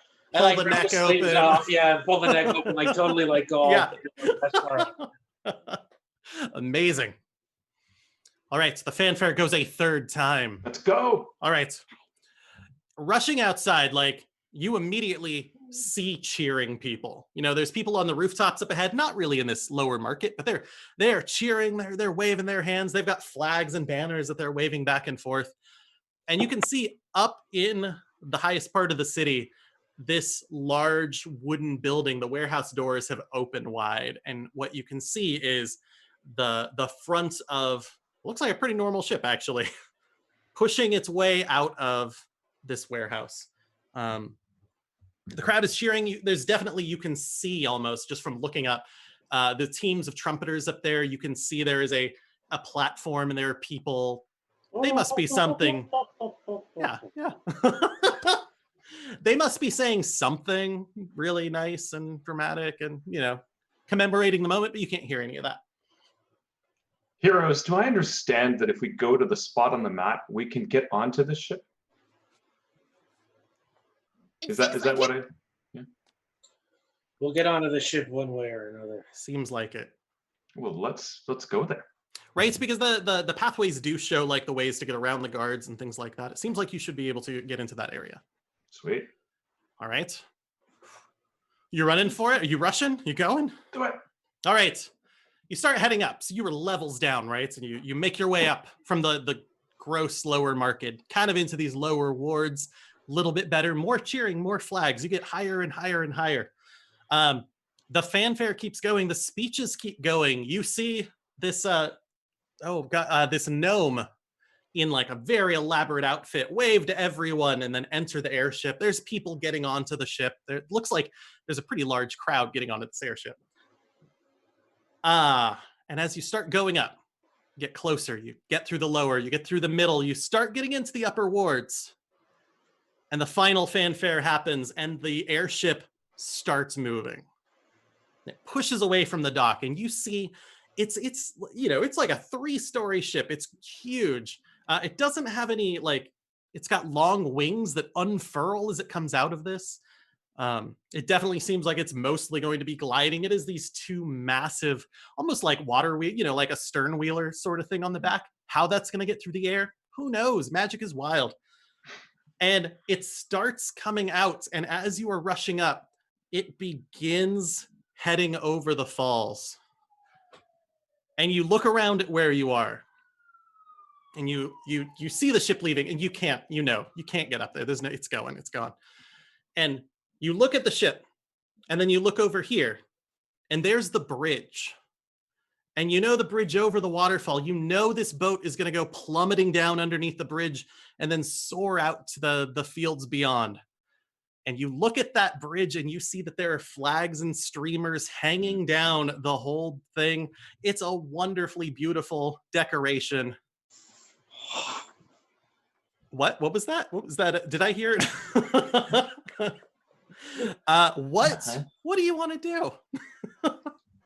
I'm going to begin handing out gloves that everybody can use to, as part of my spell, to try to, again, give everybody hero's inspiration to give them better grip on what's probably going to be a check we don't want to mess up. So I'm going to try to cast that. Okay. Please do that. While you're doing that, earlier on, before the adventure started, I let you know I was going to be sending you an email. That email has been sent. For everyone being like, I can't check my email to watch that right now. Oh my gosh! There are singles in my area. Oh, wait, wrong email. Oh my goodness. Okay, Yes. so we're seeing it. Okay, all right. So I have just sent you 2 stunts, happily titled the Jumping Off a Bridge Stunts list. This is the situation. It's going to drop underneath this bridge. You could maybe jump off and use those to grab one of those on the way down, lessen your fall somehow. Maybe these will help out. Maybe you'll fall and crash onto the deck and take a bunch of damage from falling, because that's not good. It's a good 50 feet. But you're heroes. All right. Has everyone checked him out? Yes. I see. Yeah. I see Rick looking at him. Okay, cool, awesome. This is pretty crazy. All right. Well, the boat is on the way. It's going down. I know that there was a heroic spell just cast. Was it cast? It was. Everyone So everybody has a +2 bonus on their next ability check that they attempt. All right. I didn't use my last +2. Can I? That I one would has faded. I would consider using this one. Yeah. They don't roll over. Okay, are you ready? 10, 9, 8, 7, Oh, 6. Wait, what? 5, Jump. 4, Okay. 3, Yeah. 2, 1. Did Ned go? I heard Teos go in first. Sorry. Okay. Yeah. Then I heard Bedelia go, and then I heard Lyric go, and then Ned was just like, Yeah, I guess I go last. All right. Hobbin jumps first. You got excited. You said the word. You saw it. You knew there's not that much time. The bridge is flying. You go. This is going to be, so to leap off a bridge, grab a flag, use it to slow your fall, is going to be a dexterity or a strength check. All right. I don't know what you want to do. Are you graceful about this? Are you I'll grab those and... I try to look elegant, and that is a 12 total on my check. All right. That is a successful check. Now, the flags don't go all the way down. Of course, it's not going to go through the flags. That would be hard. You're going to have to drop part of the way, which means you will take some damage even by succeeding. Ooh, that's okay. You just want to take it? I'm going to take the damage, and I'm going to use some of the stunt points, thank you everybody, to do the sacrificial descent.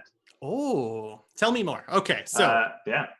So I jump down first. I say, jump almost like it's a question, but I throw myself down and I kind of grab from streamer to streamer and try to sort of tie a couple of them together to where I could catch someone with them. But doing this probably causes me, some of this damage we're talking about, otherwise is harmful to me. Right. If you suddenly, if you went all the way to the bottom of the streamers and then fell, that would be less, but you were kind of up higher, midway trying to, And I made people. a net that would, I would catch someone with not just the net, but with me, which is perhaps folly, but that's the way we play it. All right. So you see Hobbin go over first. I mean, you're on top. You can't really see much, everybody. You kind of okay. And then D is up next. D called it out. All right. It seemed like the thing to do. I had just donned my gloves, and I want to get on that ship. What? You were prepared for this, and it's right underneath. This is the perfect time. So again, it's either a strength or a dexterity check to try and grab onto those. And again, gonna be dex. It's Are we- one. But, do I have a +2? Yes. You do have a +2. It's a very helpful arcana to have right now. Grippy gloves. 6, 7, 8, 9, 10, 11, 12, 13, 14. That'll do it. So you successfully capture. There we go. So Hobbin, you can tell that D is safely descending. Starts sliding down. You get to the end, and you can either, at that point, you can let go and collapse to the dock. You were successful, so you can spend stunt points as well. Yeah. Let's see. If I attempt this, it's a strength or willpower test.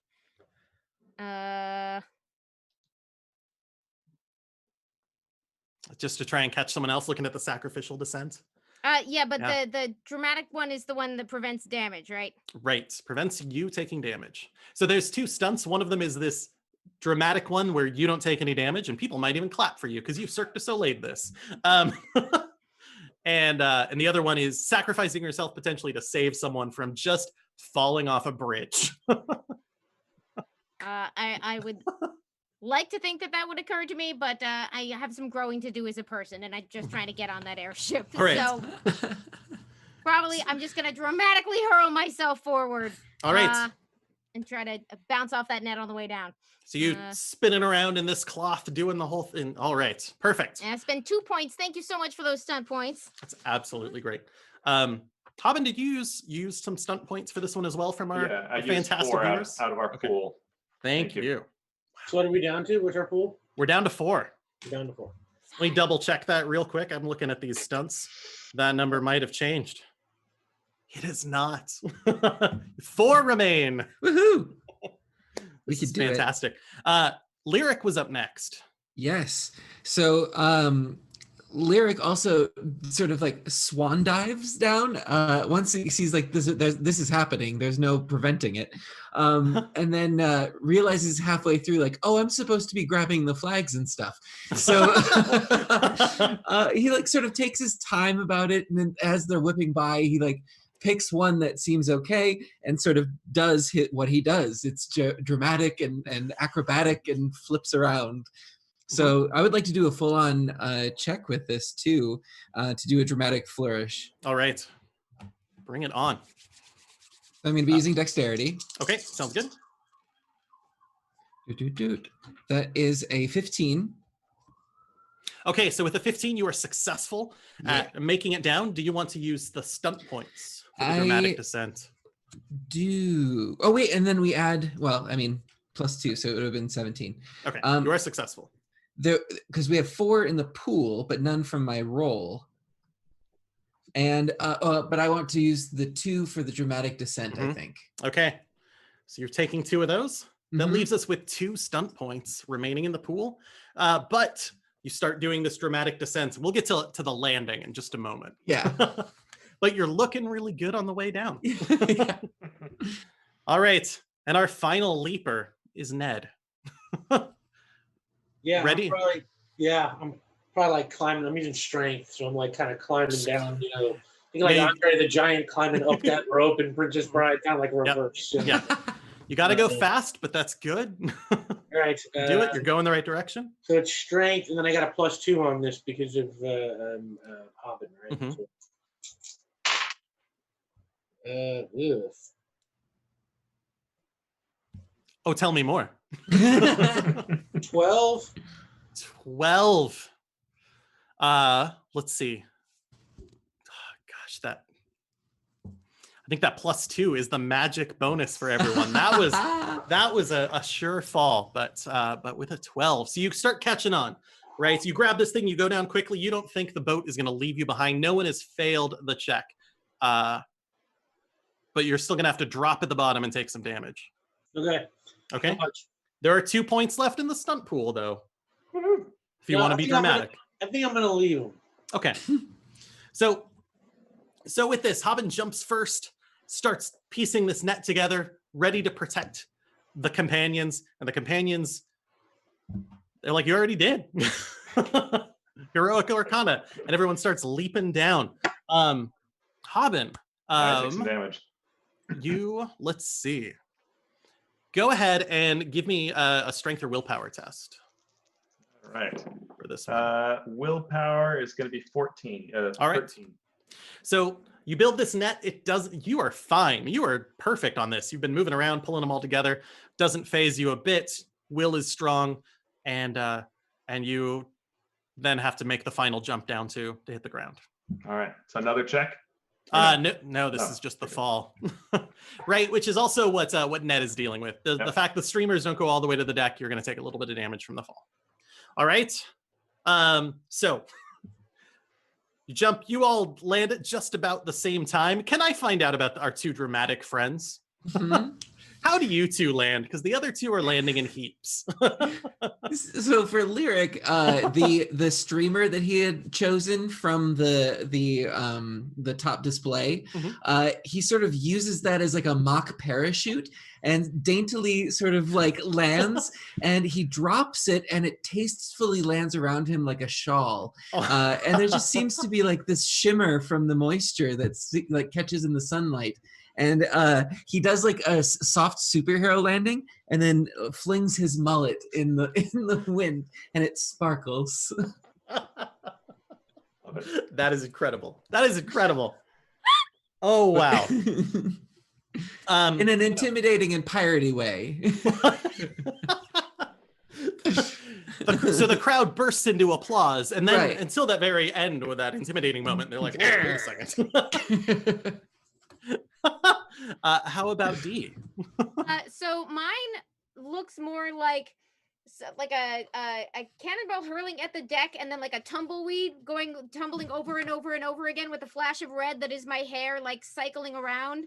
But while it looks like just a disaster rolling across the deck, what you eventually realize is that the box with the grenade in it has been moving in a smooth and circular pattern, and to the point where when I finally stand back up again, the box is fine. And I start clapping. That's amazing. More clapping, more applause. I love that you still have them in the box. That's perfect. So good. Lightning bolt right on the front. Right? Great box. It says danger. That's what you want to carry around a box. This is danger. Meanwhile, our 2 other friends start plummeting the rest of the way down. And this is a fun roll of the dice. Our good friend Hobbin lands with only 6 points of damage from this, right? It's kind of graceful after the whole thing, not taking too much damage. Ned just plummets like a rock, just bam, and takes 14 points of damage. Oof. Whoa. All right. I'm all right. I'm all right. yeah. That's it. You like stumble up like, I'm fine. So the entire crowd around, right? And it seems like there's a lot of people from town who have come along on this maiden voyage, right? You see nobles all over the place, and lots of them were applauding, and then they were scared for a moment, and then they applauded some more, and then they were just like, oh my gosh, what's happening? And then all of them are like, who? What? They seem to be very confused about why you're here at all. And that, of course, ladies and gentlemen, concludes our security demonstration. As you can see, even if someone were to attack from above, we would be protected by us, your security guard. And I'll remove the streamer to show the uniform. Oh, Thank you Okay. very much. Well done. I would love to see a communication check on Yes. this one, please. Now, I have a specialty in etiquette, but I could see if it doesn't really Ooh. apply for this one. Yeah, I think it's the lie on this one that you Yeah, gotta that's stick. fine. Okay, so that is 15 total for that because it's including the communication. 15. Wow, that's a hard success right there. Okay, so yeah, most of the people around you are like, okay, all right, that's believable. Okay, and they start backing away. And as they back away and go back to their airship ride, which is super cool, Mm-hmm. You do see that 3 guards are coming towards you, and they're not dressed in the uniform that you're wearing. They are dressed in what D recognizes for sure as the colors of House Ornod. Ooh. And they start to step forward. While this commotion is taking place, I will take the opportunity to go over to Ned and just help him up. And as I do so, I will provide him with a nice energy drink of the kind that I think he likes. And so I will make a check on that as I heal him as a minor action, if that's okay. Uh-huh. That makes perfect sense. That is not super, but it's only 11. So I make the 11 TN, and I am able to give you 6 points of health back. Oh, great. Thank you. Thank you, friend. Oh, of course. I Very think nice. it's got British there for a second. I don't know why. Well, you look great.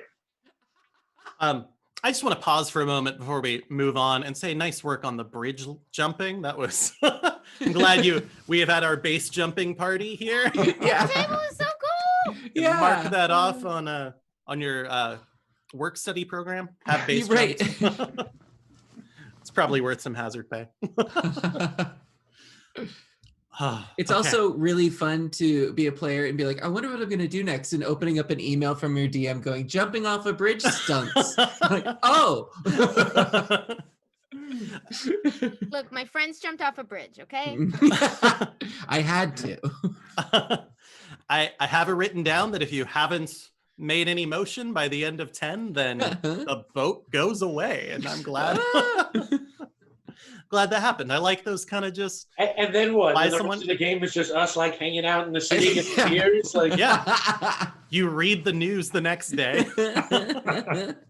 Ooh, we should have done something. yeah, I'm almost sorry we didn't miss the bus, but okay, yeah. Oh my Guys, gosh. these are the house jerks. Oh no. 3 of them are approaching, and they are all wearing. They're all wielding glaives for one. Glaven.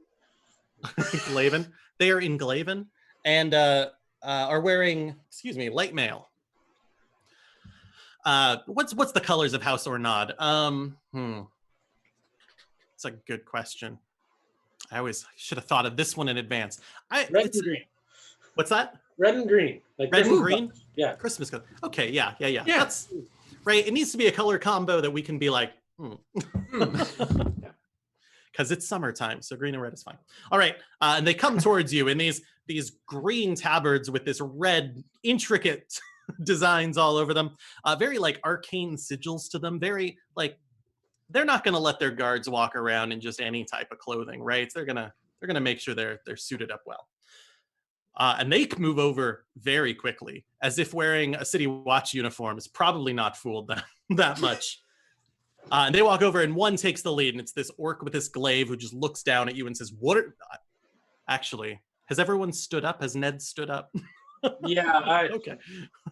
I'm a little woozy, but like I'm a little better now that I've had my energy drink, and it is Okay, the that's kind that good. I like. So That's good. Well, in that case, the orc looks level at you and down at everyone else. Says, "What are you doing here?"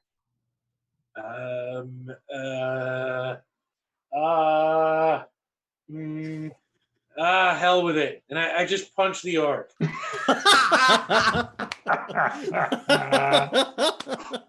All right. I'm so excited. Okay, Yeah. go ahead and punch that orc. Is that fight? Is it fighting or? That is fighting. All right, It's- It's punching with diplomacy. but Fighting, brawling. That's right. It's only fighting if it comes from that region of France. Otherwise, it's diplomacy.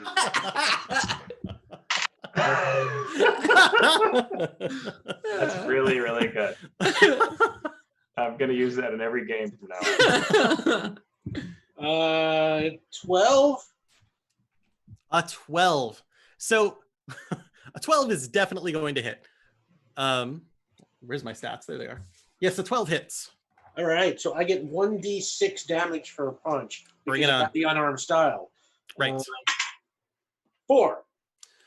So you walk up and you punch this orc right in his light mail stomach, and that chain just like depresses the whole force of the blow, and he grunts and then looks down and then looks back at you and doesn't seem to have taken any damage from the attack. Hell. Anyone else rapid enough to do something in the moment before we roll initiative? Because it's just a moment. Sorry. I thought that was going to work. I'm gonna pull the top back off that box. Okay. Perfect. I'll just pull out my short sword and sort of take a fencing position. That's fair. Yeah, I mean, it looks like we're fighting, so I mean, I get out my combat towel. You have multiple towels? Of course. Oh, yes. Yeah. Okay. Well, I it's just the didn't- reverse side, it's like 2 colors. I just flip it around. And then Yeah. What Okay, color is the okay. combat side? red. Oh, candy. Oh my goodness, I love this. All right, we're gonna need some initiative checks in just a moment. Let's do. Is everyone ready? Initiative. Yes. Ned, what'd you get? 11. 11. All right. I got Haben next. I have a 10, and I stunted, right? Yeah. I mean, do you stunt on initiative because you can't really Not succeed? not usually, right? Yeah, it just puts you in okay. an order. Okay, So- I'm a 10. You can't fail that Or- check. Yeah, 10. Okay. How about D? Oh, I would have stunted too. 5, 6, 7, 8, 9, 10, 11, 12, 13, 14. Lyric? 13. Okay. All right. Just want So to make it easy. you did. You totally did. All right. And how good are you? Not. All right. Great. So these 3 House or Nod guards approaches. They are, oh my gosh, words. Approach. And they were all ready for kind of like some sort of policing action. Clearly, they weren't happy that you were on board. The Wayfarer, I don't know, for whatever reason, I don't know what they're up to. And I do know. And they're all kind of ready, like with a blocking, like they were gonna guard, maybe pen you in or something like that. The punch really seals the deal. And that orc reacts so quickly to being punched. And immediately takes a step back and swings this glaive wide. And that is a that is a 13. Which I think your defense was a 12, my right? defense is 12. Yeah, that definitely hits. All right. It's two-handed strike, so that is 9 points of damage. Dead. All right, so yeah, I'm all right. Down 12. I'm good. Okay, you're fine. You're fine. D is up next. So the other two seem to be a little slower getting into motion, but they, can't just punch their captain like that. That's Apparently, you can't. Yeah. Oh no. Oh God. We're in the air, D. Excellent choice. The D. better to conduct lightning. Oh wow. Going straight for the lightning vial. Okay. On impact, this grenade creates arcs of lightning in all directions. Uh-huh. I'm not exactly sure. Who does that hit? That's a good question. So Yes, you it's could. a very good question. You have a couple choices because they were kind of surrounding all of you. So I kind of thought they were in a group over there. Hmm. Maybe I should. they were spreading through the crowd. So you could hit two of them. Not the orc captain, but the other two. Or you can hit the orc and Ned.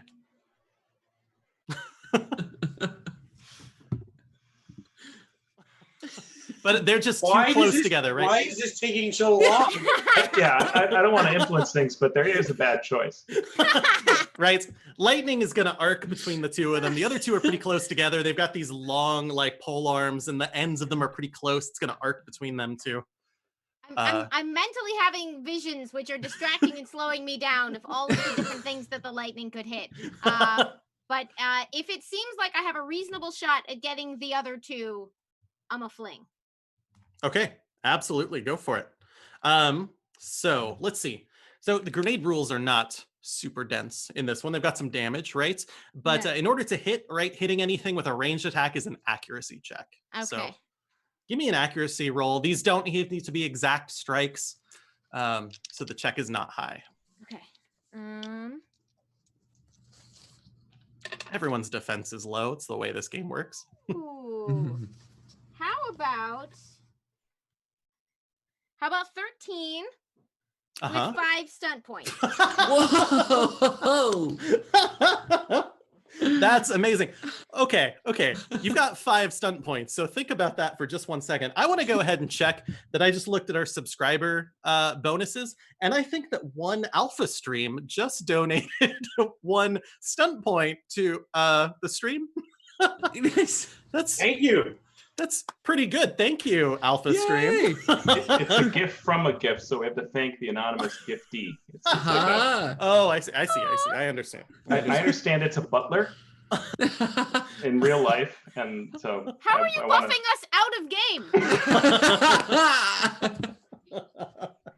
It's a That's Butler's incredible. union is here, and I thank them. It's just the way it goes. That is a good move. I love that. Thank you, mysterious donor. Weird. So you have 5 stunt points. The pool is 3 points in it still. All right. I was taking notes on it. Whoops. Okay. Can I do mighty spell more than once? If I'm Only hitting if 2 people. It's not a spell. I threw a grenade. What am I doing? You did, I'm you sorry. did. I can feel the lightning through me. Right. The only stunt you can do multiple times is skirmish, which pushes people around. Okay. So you can push them farther away with that one. But can I mighty blow? you can absolutely mighty blow. All right. Right. You find the perfect place to drop that lightning vial. All right, so I would like to use 4 out of those 5 points to inflict a mighty blow on the one on the right, and on the one on the left, use pierce armor to say that the target's armor rating is halved versus this attack. Okay, sounds good. And I would like to say that I am inspired by this. Like I'm locking eyes with the box that says danger. And if my magical aura can affect this throw, I would like the lightning that arcs between their weapons to almost, for a moment, look like it spells out the word danger in the air upon the deck of this airship. Gosh, it's like you have one stunt point left over, right? So that's perfect. Miscellaneous right shit in the air stunt? Is that a thing I can do? Yeah, absolutely. It's like using Bon Mot, but in the middle of battle. That's perfect. I love it. I love it. Absolutely. So so the one on the left is getting pierced and the one on the right is taking an extra die of damage. So go ahead and roll it up. Excellent. Hit these two. And and the then- lightning is 2d6. Okay. And 8. Not bad, right? Absolutely. 8 damage is the base there with... Do I roll the extra d6? Yes, please. With an extra 1 on that guy. You know? Counts! They shock, and so this lightning like goes all the way through their metal armor. It arcs in between their two glaives. Right where they touch, there's this little explosion of lightning that spells out danger. Pretty cool. And the crowd applauds. Is this still part of the floppy act? black What is outfit is- happening? Yeah. It's all part of the show. They're still not sure. Very good. Lyric is up next. So Lyric has been in his fencing stance as all of this is going on and does not want to be shown up. So he takes his short sword and flips it around in his hand so it's going down his arm, and then starts moving forward through the crowd. Essentially, I'm going to attack the orc captain, but I'm going to attack the legs of the captain. Okay. Try to avoid like the major armor parts. Mhm. And so it's like a swift move through. Very Okay. nice. I was hoping to stunt on this, but it's Ah. okay. That's 13 plus strength or dex on this one. Oh my gosh. It's your accuracy, actually. Oh, accuracy. Great, I'll take it. So that is 17 total. Very nice. Now, I don't know if we've been using this, right? But you, as a rogue, you have an ability to do a pinpoint attack. So Right, you do, right. You do an extra d6 once a round if you have more dexterity than the other person, which you totally do. Yes. So, feel free to roll that extra one as part of your attack. Yeah. All right. So I rolled a 6 and a 3 plus 3 for the short sword. So that's Yeah. 12 plus I'll use pinpoint attack. Oh, that is the pinpoint attack. Mhm. So it's 12 total. Wow. So you slice right just underneath the armor. You try as hard as you can. A little bit gets in the way, right? So not all of it goes through. But there's a big slice in that orc's leg now, and he kind of totters, jumps off one leg, which is a bad way to use a two-handed weapon, and just starts wheeling around a little bit. And then from the other side, I want to use a minor action to, like, I landed on the other side of him. I want to Mhm. use my elbow to push as if I was knocking him over. Okay. Let's see. Tell me more about how you want to do that. How do you want to go through with that? I think there's it's a combat stunt, but I guess You could totally use that out of the pool because you Yeah. succeeded on the attack. I gotcha. I'm with you. Okay. So that's 2 spent from the pool. Down to 1. We're down to just the mysterious point remaining. But does that The Butler's automatically Union. make the character prone? Yeah, absolutely. Okay. You knock your enemy prone. Awesome. So do the slice. You walk past, bump just this mysterious rogue, just looking incredible the entire time. The orc falls to the ground. Everyone gets a +1 while attacking the orc in melee. Nice. All right. Whew, nicely done. One of the other orcs is going to, or excuse me, one of the other guards is going to swing at, oh my gosh, I think it's going to be the person who just shocked them. So one is going to move forward and swing at D. Oh no, that's a 12. Yep, that was... No. Oh yeah, no. my defense is 11. So it is a 12 and it is a stunt of 4. Oh no! So, first off, it's going to deal 9 damage with this swing, just this massive two-handed swing. The blow sends you flying 2 yards away. So you were kind of all tucked into a group together while these guards came around you. It knocks you flying. You're out in the crowd a little bit. A couple of them like hold you up as you go flying.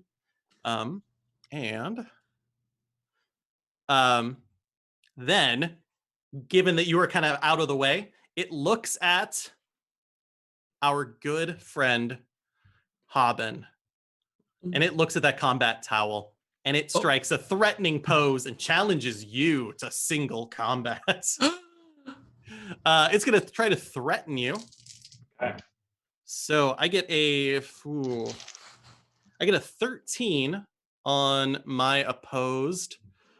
Their intimidation check. You have to make a willpower self-discipline check. Self-discipline. Willpower, I get a 16. You win. Perhaps you mean this one, and I point at Ned. And it wheels over to. You look smaller. But you are not forced to attack that guard some way on your next turn. Ned is up next. Okay, so just real quick recap for me. What does the scene look like right now? So you are all almost in the center of the deck, right? You're on the top of the deck of the ship you all just landed on. There are 3 guards around you. There's the orc that you punched and 2 other guards kind of in the back. They kind of all have you penned into the middle. The crowd is out around them, and D has just been thrown out into the crowd. Okay. And the orc is prone. The orc is prone. The orc is prone. At your feet. So can I use a minor action to substitute weapons? Yes. All right. So I'm going to switch to my 2-handed axe. And I'm going to swing it, and I'm going to swing at the orc. All right. You automatically have a +1 on this check. Perhaps the 8 iron axe, sir. Uh,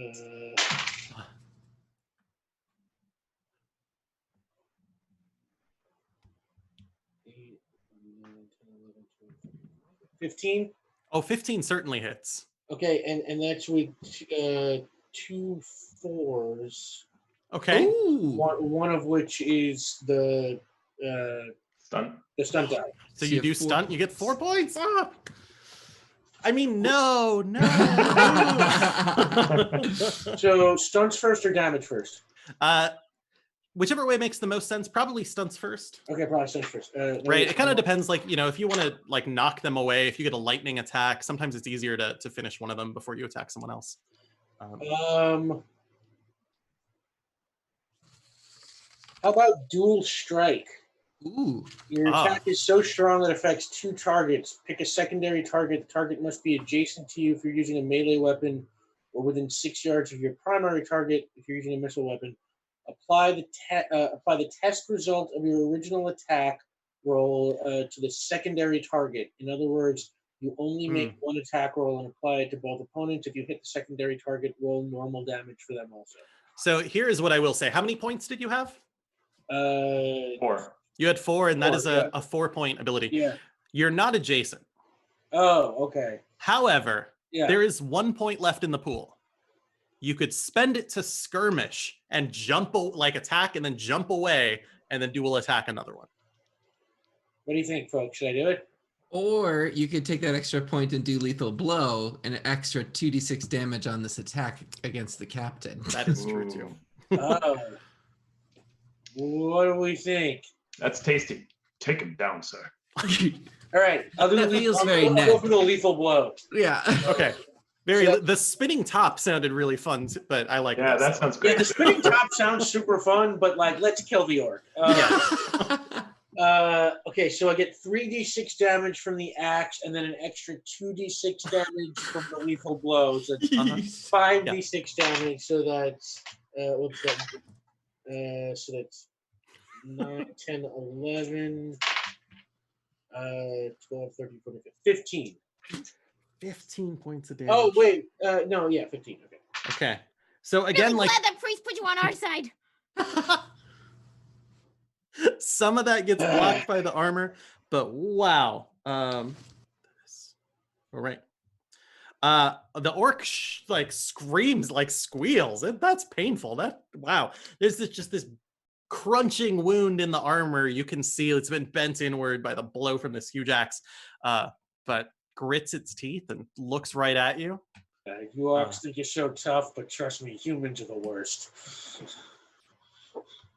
Historically accurate, sir. All right, Hobbin, you are up. So first, I say to Ned, who I think if I've been tracking things correctly, has a fair amount of blood that's his own. So I say, I come over with my towel. You've got him, sir. It's right where you want him. You uppercut. You got this. And I will heal him. I hope. Let's see. Cut me, Nick. Yeah, that looks good. So I will heal you for 2d6. So you take 6 points of healing back. Thank you. And I'll spend some points doing that. And that is my major action. For my minor action, I'm gonna do, I think there's something that I can do to sort of defend myself, so I will do that. Okay, sounds good. So there is a Yeah, I can look it up. Okay, cool. There's a defense action. Yeah. You will get a minus to things that you have not been doing, like attacking. Perfect. It is the final of the 3 guards. The 3 guards, let's see. Lightning was painful. That attack was nuts, but there was also this dashing, may I say, elf that's been moving through like very, very well. And that guard is coming for you. Spending a minor action to start charging through and is gonna take a swing. Well, you're going to have to catch me. I love that that is voice. Yes. that is a 15 to hit. Oh, I have a 14. Just hits. You've caught me. Oh. I mean, that is 12 points of damage. Woo. Sorry, I remembered in my head that you are not quite as strong in the health sense as Ned. Well, that's true, but I'm better off than our little glass cannon over there. Fair enough. Are you all tracking each other's hit points? Is there something going on back there? All right. It is my job. I approve of the teamwork. It is back to the top, which means it is the orc's turn, and the orc is going to stand up and take this. Still gonna use the glaive, I think. It's just gonna try and hit you with it as hard as possible, right in your face. Ned? My dice are hot. That is a hit. That's a 17 to hit. At Ned? At Ned. Sorry, yeah, at Ned. And that is 8 points of damage. Okay. That swing. And it's not a stunt or anything. It took a minor action to stand up. Is gonna not take an action to give you a very toothy glare. That's all. Okay. D. All right. What are they all saying right now? They're all saying, "We catch up, get them." They're all yelling at each other, like, "Get these people." They're not This really. is very confusing. Yes. Who knows what's happening here? Protect the ship. Protect the Wayfarer. They're trying to yell at the crowd to stay back, but the crowd still thinks there's a show going on, kind of. But there's now a lot of blood on the ground, and that changes things. Yeah. The lightning was fun. Knocking people around was fun. All right, D. So this hadn't occurred to me, but if I were to attempt a rock blast, which would normally be the power of the earth, Oh. would I manipulate boards from the deck of the ship upwards into a ripple of a wave of force, or would I need to use something else? That is It's sort of the spirit of the spell. Right. But I also don't want you to lose out on an option that you have. So I'm going to go with the ripple. I think in this sense, you're like, well, I'm standing on it. So it's the earth. And like the floorboards are very dirty. So they have like dirt all like. Yeah. And These... trees come from the earth. Right. On its Full maiden cycle. voyage, it's dirty already. Don't think about it too much. No, Well, I'm you're- glad someone finally said it.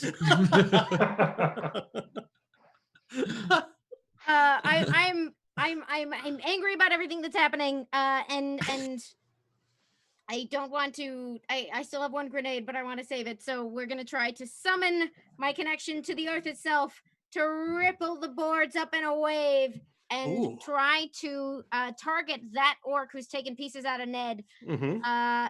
who is ideally within 20 yards of me. Oh, absolutely. 20 yards is most of this ship. That's, yeah. You mean and Alan as tough? Yeah. basically. And ideally, if he fails this test, I will not only blast him with a wave of, in this case, boards flying up from the surface of the ship, which will knock him prone again. Sounds fun. 4, 5, 6, 7, 8, 9, 10, 11, 12 on a 12. Does that work? Yes, absolutely. Yeah. Your target number. Woo! So you are successful. I totally messed this roll up. So I thought the Excellent. dice were hot, and now okay. It's once you call it out. I know. Now I'm rolling eights. Ooh, and I got a full 6 plus 2, 8 points of damage, and he is once more prone. One final. There's a nail in the last board that just sort of comes up and gets him in the shin. After the others have finished beating him up, and he's falls back over again. Okay, that's perfect. Lands back down on the ground. Now this is good because this is you've been like the boat, you landed on it as it was in its big descent move, and so you've been able, like, as the flight has been happening, the last 10 seconds or however long it's been, you've been like starting to feel heavier and heavier as it drops and drops, and then it starts to do the launch out of the city at this point. So you're actually all, like, this round feeling pretty free, and that move in particular, the orc was feeling good, and then like the ground still hit it. It falls down again with nails. That's perfect. All right, Lyric. Yes. Okay. So the orc captain has sort of been put prone again, but what are the other guards doing? So one of them is right next to you. Okay, that's Right. the one that attacked me, right? Yes. And the other one Went after D. went after D, right? Yes. Yep, that's what's going on. So there are two other. Right. There are two other ones. One knocked D flying and then tried to threaten Hobbin and failed at it, and is probably not going to attack Hobbin again. But yeah, one's right next to you. Gotcha. So Even I'm attacked just you. I'm just gonna full on attack back with my short sword. It's full on sword play combat. Perfect. Whatever it's called. That's in character, right? yeah. Engage. That's amazing. I got an 11. 11 will hit them. Yes. Great.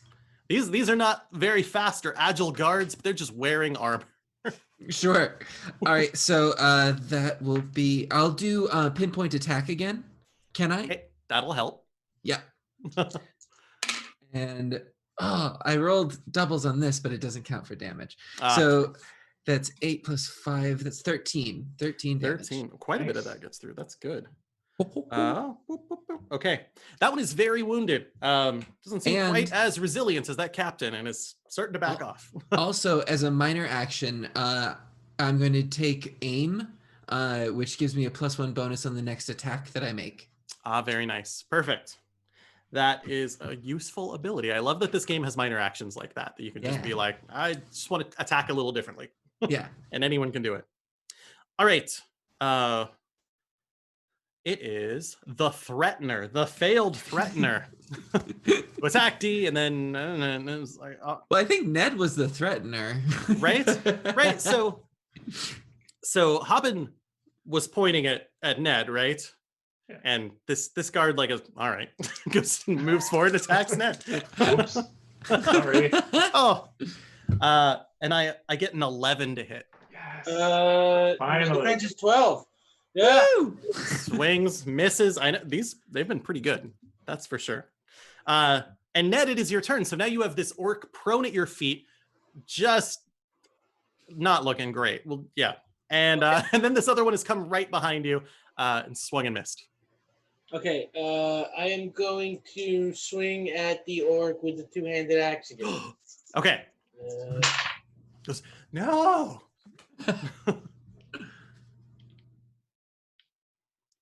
13? 13 hits. 13 hits. No doubles this time, though. It's okay. So 3d6. I know the magic number you need to hit. 9 damage. That is one more than that number. Yes. So it is absolutely one of my favorite scenes in Thor Ragnarok is the Hulk coming down and Thor goes, no, and you just see that hand come out. And that is basically like, I'm protecting the ship. What are you? It's even better because I have two-handed style, which means a hit moves the target 2 yards in any direction. So how about I just like hit him with the axe and then just like up and over the side of the ship and just like off. Oh yeah. And you're at this point, like you've started to come back up, right? So you're a good 100 feet off the ground at this point, launching out into the distance from the city. And that orc is now gone forever. I say to the people in the audience, he's fine. He's fine. It's all part of the show. A lot of them have backed off, but there's a couple and they're like, probably fine. Oh, right? wait. Right? I turn to them and I go, no ticket.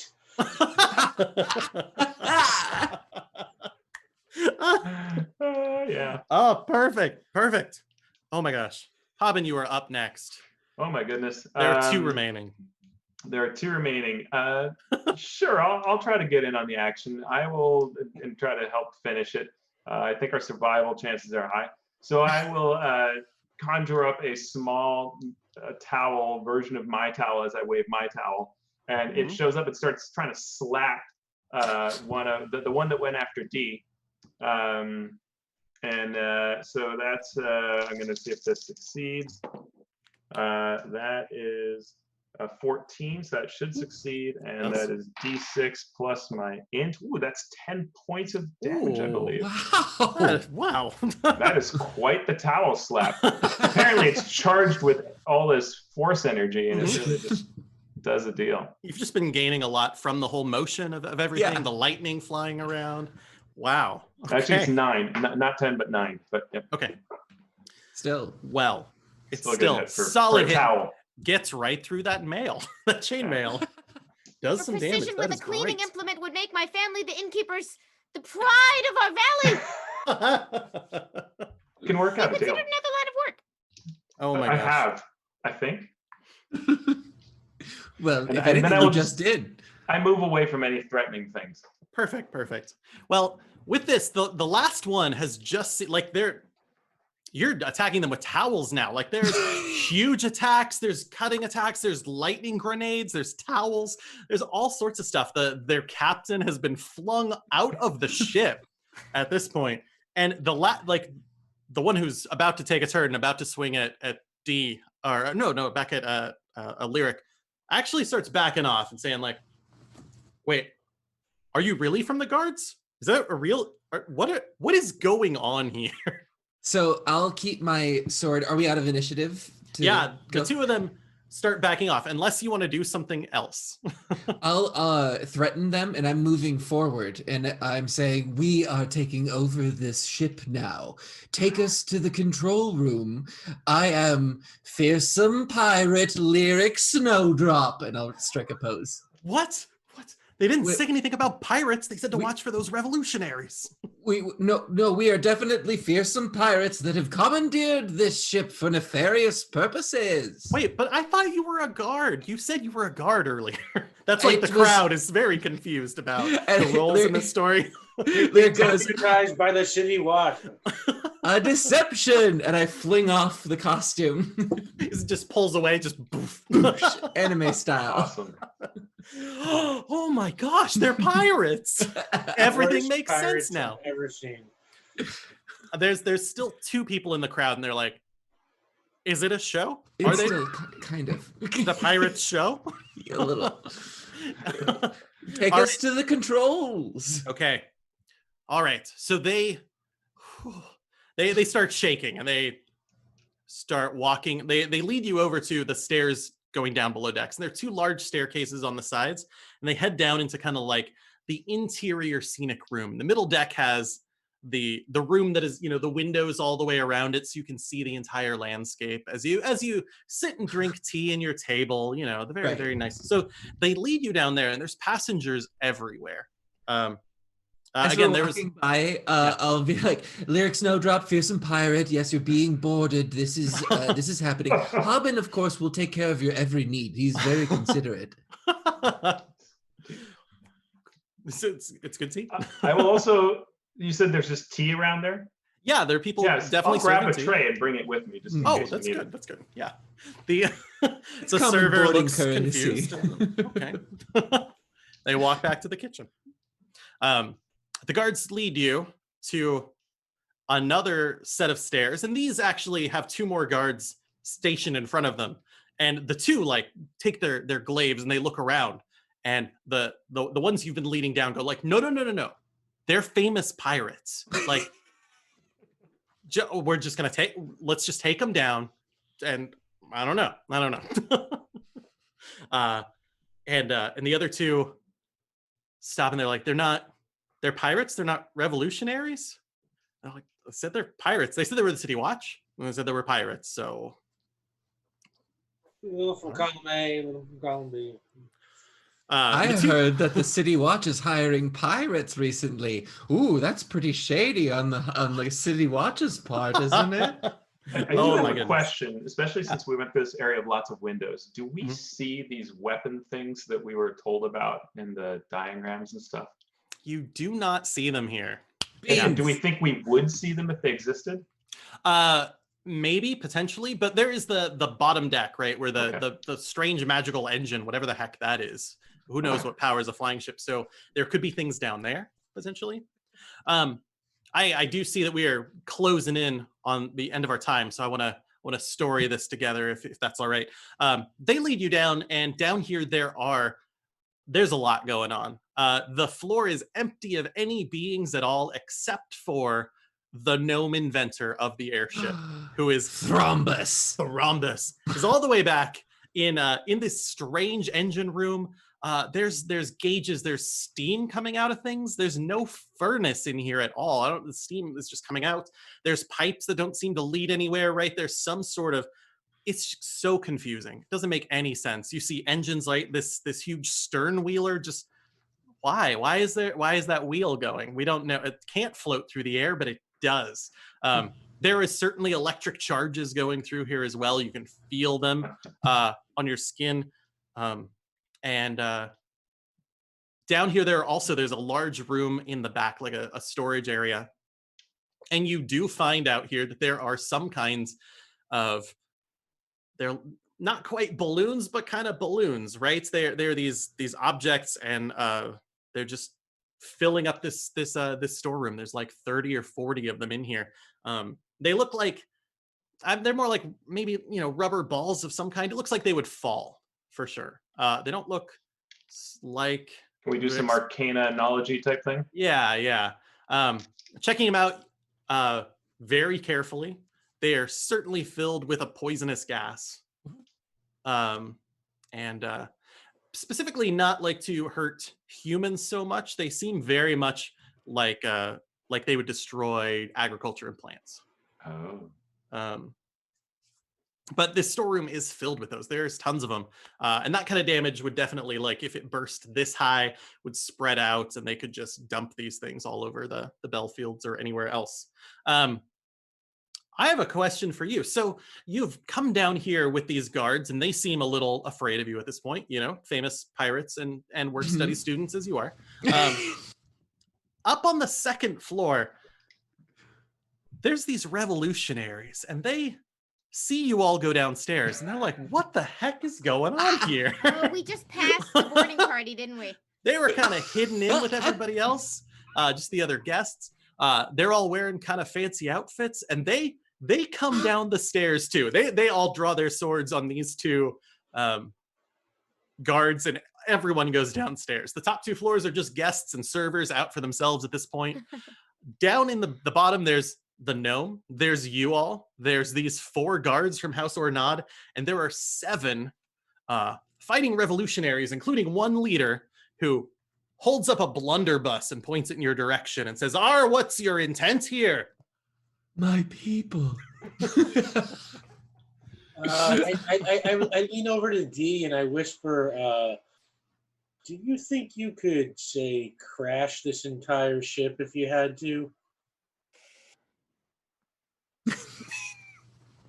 Perhaps we want the proof to take down the house. And by the way, viva la revolución! Hey. I say to the revolutionaries. Thank you. We would like to keep this airship. It would be a good line of defense for us. That's true. And anyone? No? Okay. Oh, no. You go, yeah? What if we commandeer it for academic purposes? We are knowledge pirates, here to take the knowledge from you. Avast. Well said. Very strong good, punctuation. You hear a shout from the engine room, and you see this little gnome head come out, and with these big goggles on, wild green hair, and just somebody tell me where to go. I'll tell you where to go, Thrombus. Straight to the underworld. All right, lock it in coordinates.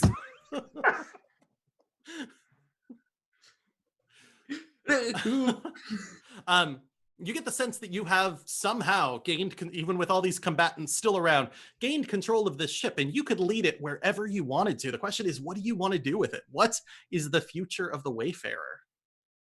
Can you put it down in the village of Shrawbridge and restore the tourist traffic to our small town, which has been devastated since I maybe possibly a little bit blew up my family's ancestral inn? This thing is a weapon of war. We gotta destroy it, or somebody's gonna use it for evil purposes.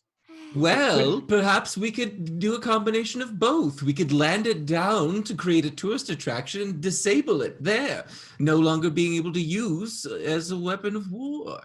I mean, we'll plunder the mechanics. Yes, of course.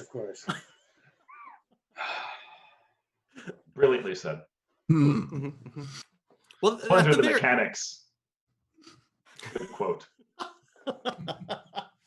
Well, it seems at the very least that is certainly a starting point, and Thrombus takes you up on it and starts steering this ship full of noble guests from Alduin towards your village, and they seem ready to buy. So that's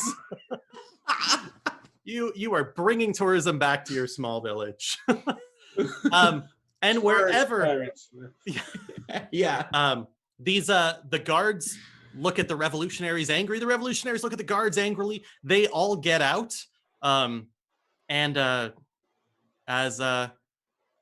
leaving you kind of in control with an airship all on your own. So you could take it back. You could lead off on adventures on your own, but that is a decision for another time. You have successfully saved the Wayfarer from something. I actually don't know what. we will work on defusing these horrible bombs. And... Oh yeah, it's filled with horrible bombs. Well, maybe we can put fire instead of poison. You know, that's true. That could happen. If you say so. Oh my gosh. Thank you all so much for playing this game. I hope that's our thrilling finale. I wasn't sure where you wanted to go with the ship. I have no idea. I really want to crash it. I don't know. But yeah. We can still explode it. Yeah, let's do that. That's true. You totally can just blow it up right here, and now you are all in this village. Nobody's looking at the explosion. No. I had written outcomes for if you went with the house, whether you went with, it's all in there. So this is my favorite one, though. It's the one you Rich. No. This is great. But we adapt the Knowledge Pirates as the official name of our group. The Knowledge Pirates. The Knowledge Pirates will plunder your brain. And your mechanics. Oh my gosh, that's outstanding. Oh, wow. Well, with this wrap up, what do you think? What do you think about Fantasy Age? I loved it. Right. Yeah? I feel Very like this fun. really gives the player a lot of agency in not only it gives prompts to help tell the story, because when you're a player, you get the prompt from the DM like, oh, what does your attack look like? But now I can have these prompts of like, oh, I can describe exactly what I want to do. I hear you. That just feels so helpful. I super love the bridge stunts, and the idea that as a GM I can create stunts for scenes is just like, oh man, I can go crazy with that. Yeah. It's so good. Writing stunts for the enemies as well. Like the one with a blunderbuss definitely had like this multi-range attack, and one of his stunts was I fire and then I hit you with, so there was Sorry some we took out all your baddies so no. That was fine. The punch, it was amazing. I just That was great. This is like from here, sandbox. Just who knows what you do. I made you jump off a bridge the way, that was my railroad. Now it's up to you. We're sending Ned to negotiate every time. Yeah. That was beautiful. Probably should have thought of something to say before I started talking. But No, it was perfect. Amazing. Well, thank you all for being part of this game. Thank you to everyone at home who is watching in on this and for your donations throughout this whole thing. That is awesome. They used every single stunt, every single one that was given. That was so good. Even to that very last one, to get that very last lethal. That was what a mystery. So good. All right. Well, for the four of you, where can we find you? I'd go around a table in order, but here we are on Zoom. So I'm going to start with Rick. Hi, I'm Rick Budd. You can find me on Twitter at rbud913, or you can find me on Tempting Fate, which is technically on hiatus now, but this is not really officially announced yet. But on the 17th of this month, Tempting Fate is coming back for a one-shot game for charity. We're going to be playing a kind of double-sized DuckTales game with a whole bunch of guest stars and stuff, and we'll start putting out information about that next week and stuff. So look for that at Tempting Fate RPG or at Saving Throw Twitter account. That's incredible. Amy, where can we find you? You can find me at Enthusiamy on Twitter and Instagram and on Twitch, where I've been doing a variety of things. We have a book club, we play retro games, and then, if you like the comic books, please watch DC Daily. Thanks so much for having us. Yeah. Absolutely. Teos. This has been super fun. Thank you, Rich. I am found at AlphaStream on Twitter, and my blog is alphastream.org. When you're done supporting Richard's Kickstarter and buying his products on the DM Guild, you can find my adventure work on the DM's Guild as well. And thank you so much. This has been super cool. Yeah, please, get all of them, especially right now, because it's a big DM's Guild fiesta. There's a big sale right now, and things are all creators the get more royalties. Yeah, creators get more, and things are on sale at the same time, so it's good for everybody. Awesome. And Xander. Yeah, hello. You can catch me on Twitch at Xanderific with 2 R's and 1 F. I'm also on Q Times on Monday nights for our Star Trek RPG show, Clear Skies. That's at 6:30 p.m. Pacific time. And then on Wednesday nights at the Scabby Rooster for Endymion's Gate, where we're playing Hillfolk, and we're sort of embracing this nature of, we pre-taped things like they were logs on a vessel moving through dream space. So it's been a fun process of doing that. There are different virtual backgrounds that change. And so today there was a stream of a rerun of the episodes 1 through 3, and we're continuing up with episode 4 next week. So make sure you tune into that. That's incredible. And I have been your game master, Richard. I do have a Kickstarter right now. It's called the Academy of Adventures. And if you have enjoyed this, I am running Learn to Play D&D Summer Camp for kids. Ages 11 to 15, and there's also some weeks for adults in there as well. I'm about to open up another one because the Kickstarter is doing well. It's one of our stretch goals is more adults. Well, that's the thing. So many people have said during this time, I wish I knew how to play D&D, and it's a great outlet for connecting with people. Yeah. And you're also offering your adventure, which people can get, which then you can help other people learn if you want to run games, which is awesome. Oh my gosh, I'm gonna send you all my promo stuff, Teos. I'm a backer. I like what you do. I like the work you do. Fantastic. It's gonna be family friendly. I'm really, really excited for that game. All right. Thanks to all of you. Thanks to Saving Throw for having us. I've had so much fun. I guess this is our goodbyes, everybody. Yeah. Oh. Good night. Bye. Thank you so much for being here.